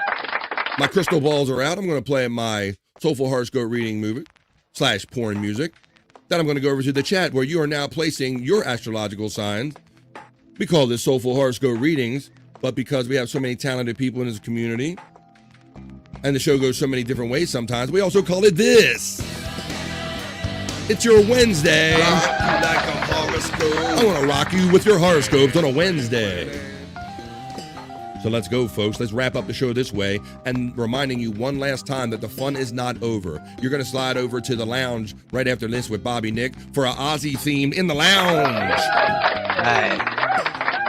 We're going to tell you all about it and guide your way over there after we do the Soulful Horoscope Readings and come back and give our plugs. So let's get into them. Here comes. I'll go over to the chat and see who got them in first. And I'll see that it is. I'll get my comments up. It was soap poisoning. No, it wasn't soap poisoning. It was Mandy Double Diff checking in with 2. Mandy Diff is a member over here on the Vibe, and she's on the cusp. So she supports me as a member, and she gets 2. She's Mandy Double Diff. So Mandy, as soon as I get the screen open, I will give you the first of 2. Here comes Mandy.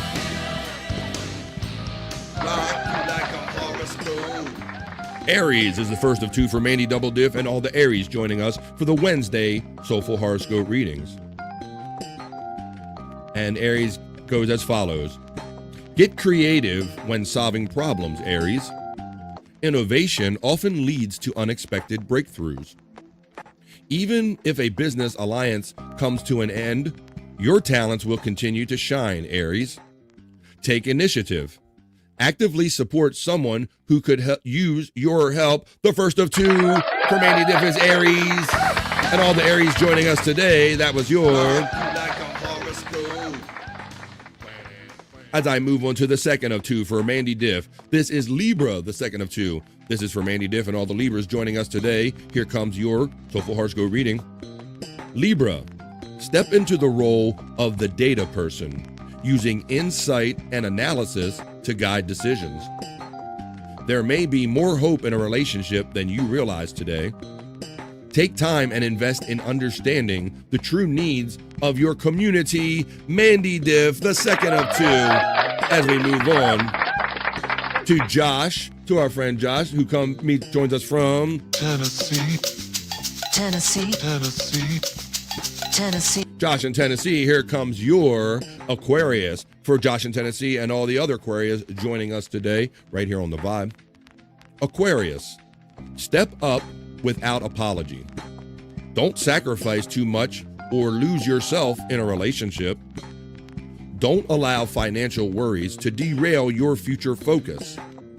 Consider ways that a creative talent might be able to generate income. That's for Josh in Tennessee and all the Aquarius joining us. That's your Wednesday. As I move on to my friend Written Off, he's asked for Taurus the Bull. So this is also for my friend Stephen Bull, Written Off, and all the other Taurus joining us today. Here comes your Wednesday Soulful Horoscope reading, Taurus. Taurus, a gentle ear or a supportive shoulder could make a meaningful difference right now. Offer your presence with kindness, Taurus. Don't let household issues overwhelm you. Instead, apply confidence and clear logic to steadily move forward, Taurus. That's for Written Off and Stephen Bull and all the Tauri joining us today. Jim's talking about his next pill he's got to take as I move on to Rini, who asked for Gemini. So this is for the lovely Rini and all the Geminis joining us today. Here comes your Wednesday.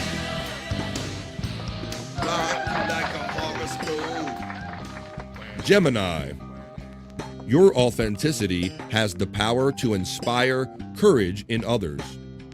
Share yourself unapologetically. Offer help where you can, even if it feels complicated to you right now.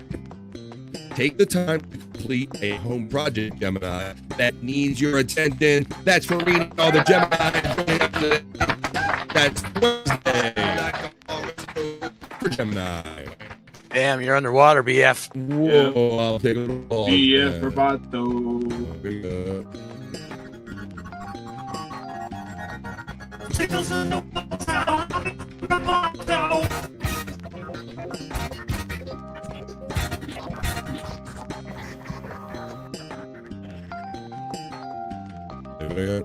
It's the love.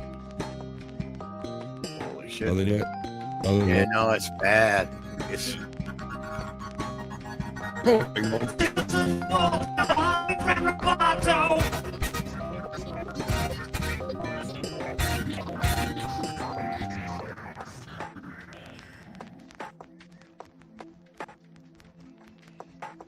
Yeah, 1, 2, 2. Can you hear me? We can hear you. All right, you can hear Yeah, me? All right, it's starting. I think it's starting to get better. I can try this. I'm going to do Aquarius Pecan. Can you hear me, Pecan? I'm going to do Aquarius for you, buddy.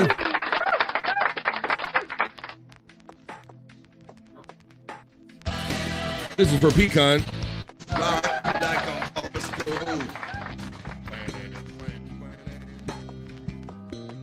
All right, I'm going to try to read this for Pecan and all the Aquarius joining us today. Here comes Pecan. Here comes your Wednesday Soulful Horoscope reading. Step up without apology. Don't sacrifice. I know I read this earlier, but I want to read it for my friend Pecan. Step up without apology. Don't sacrifice too much or lose yourself in a relationship, Aquarius. Don't allow financial worries to derail your future focus. Consider ways that a creative talent might be able to generate income. That's the first of two for my generous friend, Pecan. That was your Wednesday. Now I'm going to do Sagittarius. Right. The reason Bobby and Nick is excited is because we call it Vegetarians here on the Vibe, and Sagittarius is Bobby Nick's sign too. So this is for Mama Pecan, Bobby Nick, and all the Sagittarius joining us today. Be the wise angel, Sagittarius, that someone may need today. offering quiet strength and thoughtful guidance. Joint financial matters could be favored right now. Creative offerings may feel challenging to clarify or bring fully into focus. It's the second of 2 for Pecan. And it's all the Sagittarius joining us today. It was your Wednesday.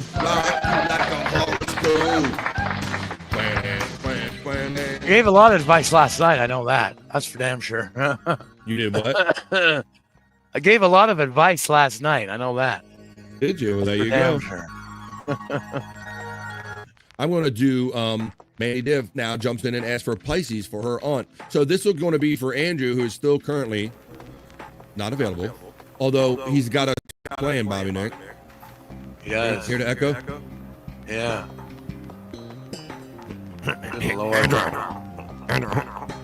We need to clean up on Andrew. Clean up on. All right, we'll do Pisces, not only for Andrew, but I'm going to do it for Mandy Div's aunt. Here it comes. This is your Pisces Soulful Horoscope reading. Pisces, a change in your home space might feel uncertain at first, but could eventually bring renewal and comfort. Mandy Div. Trust your intuition as you navigate the world. Be mindful. A friend may not be what they seem, Mandy Div. Uh-oh. I just thought that was interesting because Mandy Div lets us know that she's kind of in the process of taking over things with the passing of her mom. So Pisces and Mandy Div, a change in your home space might feel uncertain at first, but could eventually bring renewal and comfort.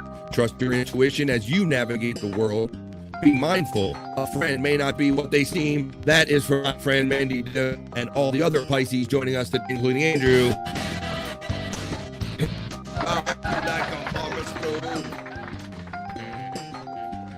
All right, well, we're getting through them, folks.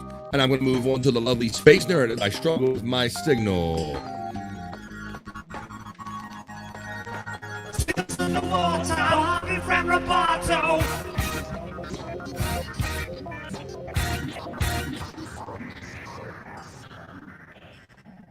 Member and friend Space Nerd checks in and she gets the first of 2. She gets Leo. This is for my friend Space Nerd and all the Leos joining us today. Here comes your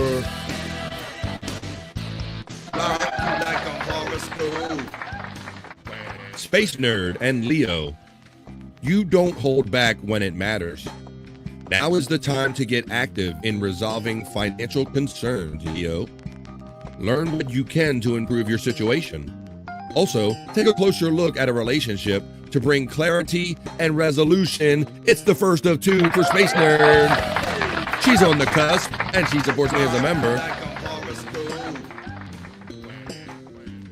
And her second one just happens to be my only one, Virgo. So this is for myself, and this is the second of 2 for Space Nerd, and for all the Virgos joining us today. This is the Virgo Soulful Horoscope reading. You arrive as a capable resource, someone who can truly get things done when with focus and determination. What does it say? I arrive. You arrive as a capable resource, someone who can truly get things done with focus and determination. Consider new paradigms in your career path. Find a way to give it back or pay it forward with genuine grace. The second of 2 and my only one is Virgo. That was your Wednesday.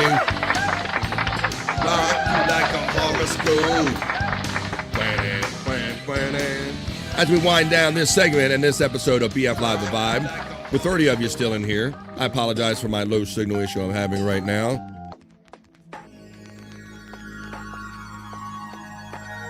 Fun's not.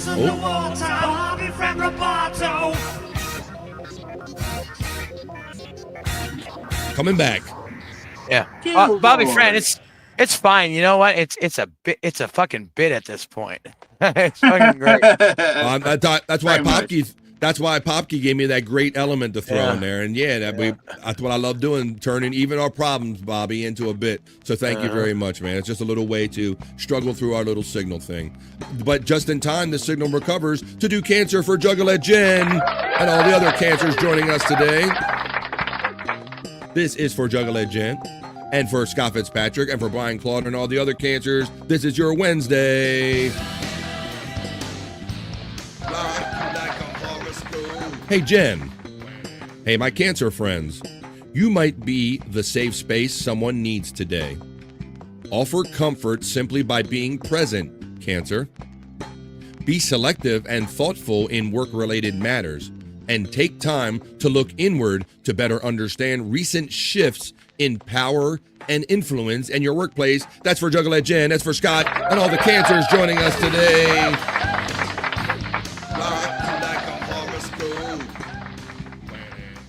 We're going to get to them all today because Scuff with Shane checks in and asks for Gemini. For the wifey, please. So this is for Mrs. Scuff with Shane and all the other Geminis joining us today. Here comes your Wednesday Soulful Horoscope reading. Gemini, your authenticity has the power to inspire courage in others.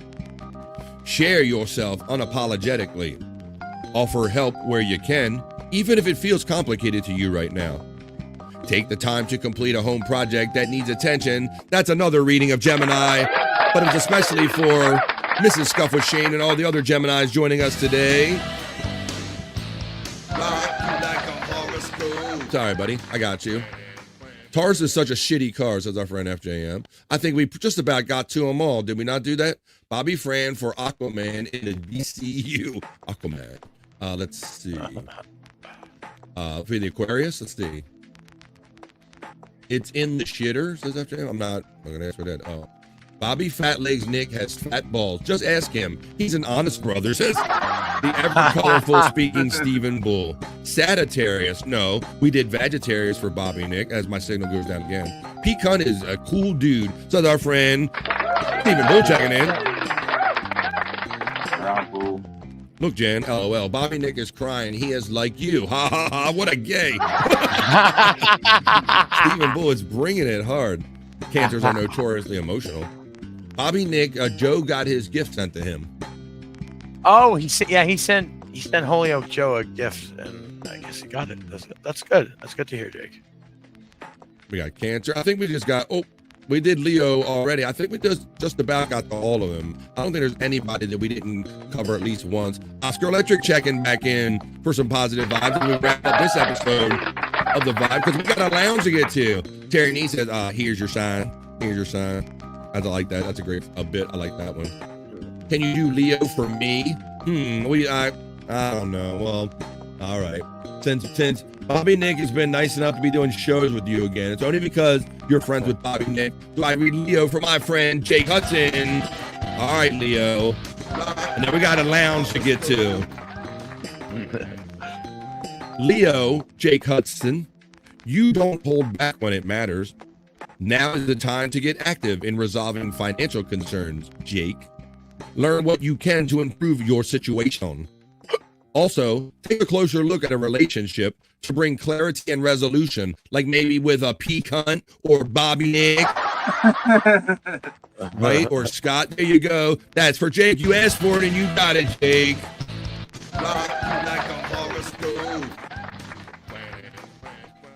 I should have just let it play. I think I gave them to you all. Oscar gets acknowledged back in the chat again. Guys, I just heard Ozzy Osbourne died. Pisces for Feezy. I'll read it one more time. If you didn't get it the first time, I'll read Pisces right quick here. A change in your home space, Pisces, might feel uncertain at first, but could eventually bring renewal and comfort. Trust your intuition as you navigate the world. Be mindful. A friend may not be what they seem. Another reading of Pisces for Feezy. Jake is one sexy devil. I think I got just about everybody. We did, because I'm at the bottom of the chat, folks. So if you didn't get them in today, that's okay. Join us again Friday, because that's when we do them. We do them on Mondays at the beginning of the week. We do them on Wednesdays today in the middle of the week to see what the stars have in mind for us. We'll do them again Friday, folks. That was your Wednesday. Like a horoscope. Like a horoscope.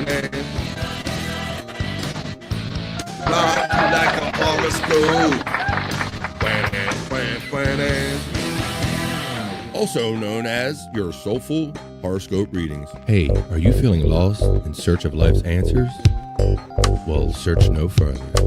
This is BS Soulful Horoscope Readings.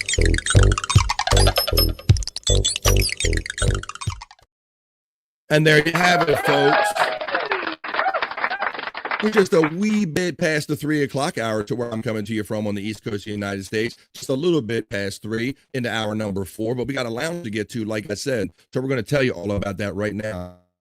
Right? What I'm going to do is I'm going to go in my studio because I didn't see your live setup last night. I was trying to do this last night. But what I'm preparing to do as I'm preparing to move to send this crowd over to your show, my friend, is what I'm getting at. What I'm trying to do as I talk at the same time. So I'm going to go to my lives. I'm going to go into the customization part. Once I click on that live, and then on the customization, I go down to, and it says redirect. So if you're in this chat right now, and Bobby Nick's doing the lounge, which he will be doing following this show, you will be automatically redirected as of now to head over to the special OZZY theme lounge that Bobby's going to tell you about after we say our hellos and goodbyes, or goodbyes there, other. We're going to say hello to Andrew, but he's not back yet.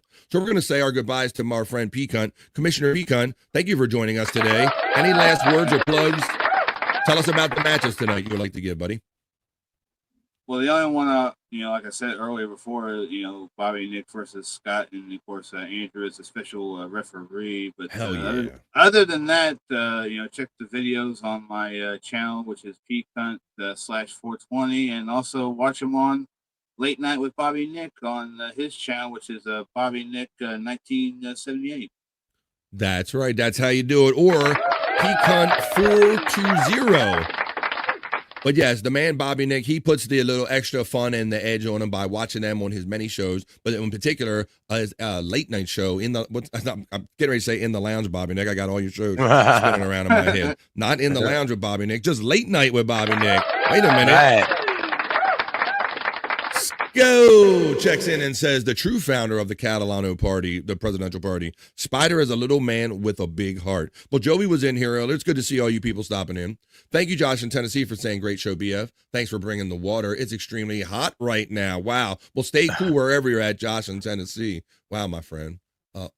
Hey, Spider is the man. But we were talking about the matches that are going to happen tonight. So that's a very special match that's looking forward to tonight because it involves the two bros that are very close to me, Scott and Bobby Nick, will take each other on in a match on Pcunt 420 with Andrew the Giant being the special guest referee. Now, you want to know where you want to go see that show? And he's going to tell you about it right now and all the other shows he's going to do.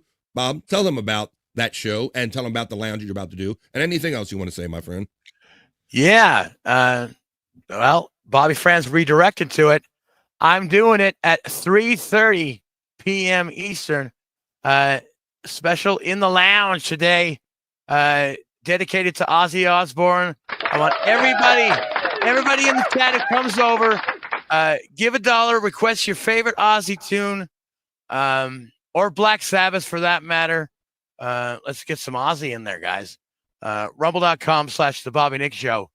Go give me a follow over there right now. And then, tonight at 9 p.m. Eastern, at Bobby Nick 1978, you will see the Lunatic Lounge, boner show, members only, motherfuckers. So member up at Bobby Nick 1978 tonight. And then after that, late night with Bobby Nick, same channel at Bobby Nick 1978. We'll be doing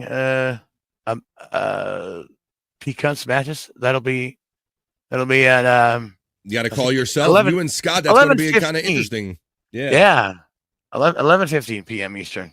So, Bobby normally very colorfully talks about these matches, about smash this one, you fat ass and all that stuff. You got to see all the color that Bobby adds. But it's going to be interesting to see the kind of extra color that Bobby adds or doesn't add by going against his very good podcasting friend, Scott Fitzpatrick, and see if our guest referee, Andrew, if he's going to cheat for somebody or not. You'll have to tune in tonight for all of that fun later on with Late Night with Bobby Nick. But right now we're heading to the lounge. So Pcunt already did his thing. Bobby Nick just told you about all his plugs that he's going to do. You're going to be redirected to him immediately following this stream. As soon as it ends, everybody in this chat will be redirected to let Bobby Nick know that you were just over in the Vibe and now that you're ready to hang out in the lounge. So it's a special Ozzy night in the lounge. That's where you're going now.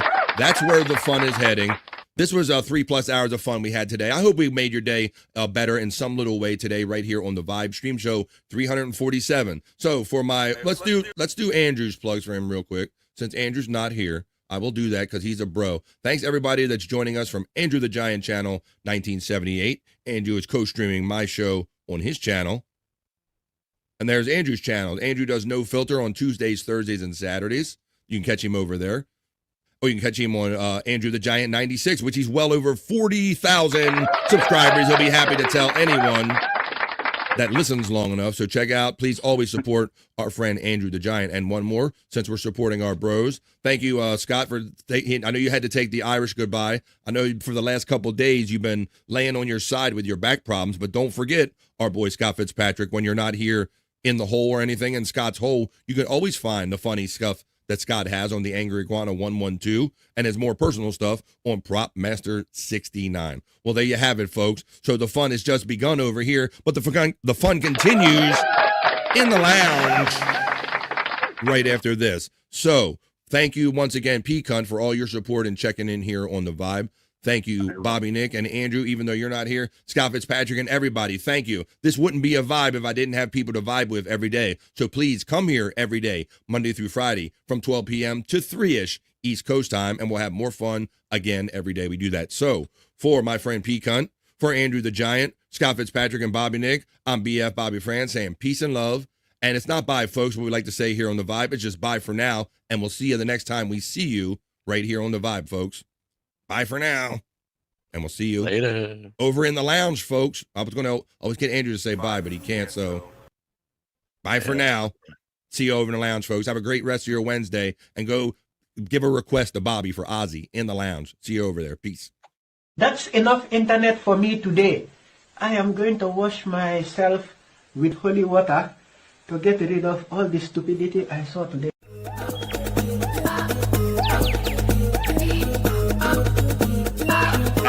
Tacky Mason. Fucking Bobby's fucking funny. Bobby Grant. They gotta give it to you. Line of the day, Bobby.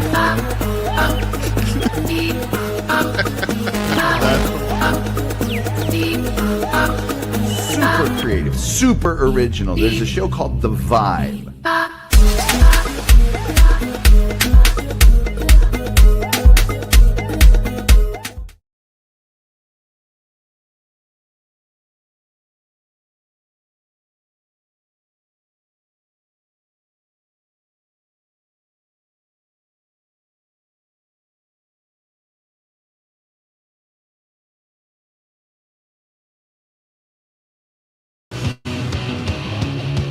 Rest in peace, OZZY. Have a great rest of your day, y'all. Go request your favorite OZZY songs, the ones you think people don't know, in the lounge. And we'll see you over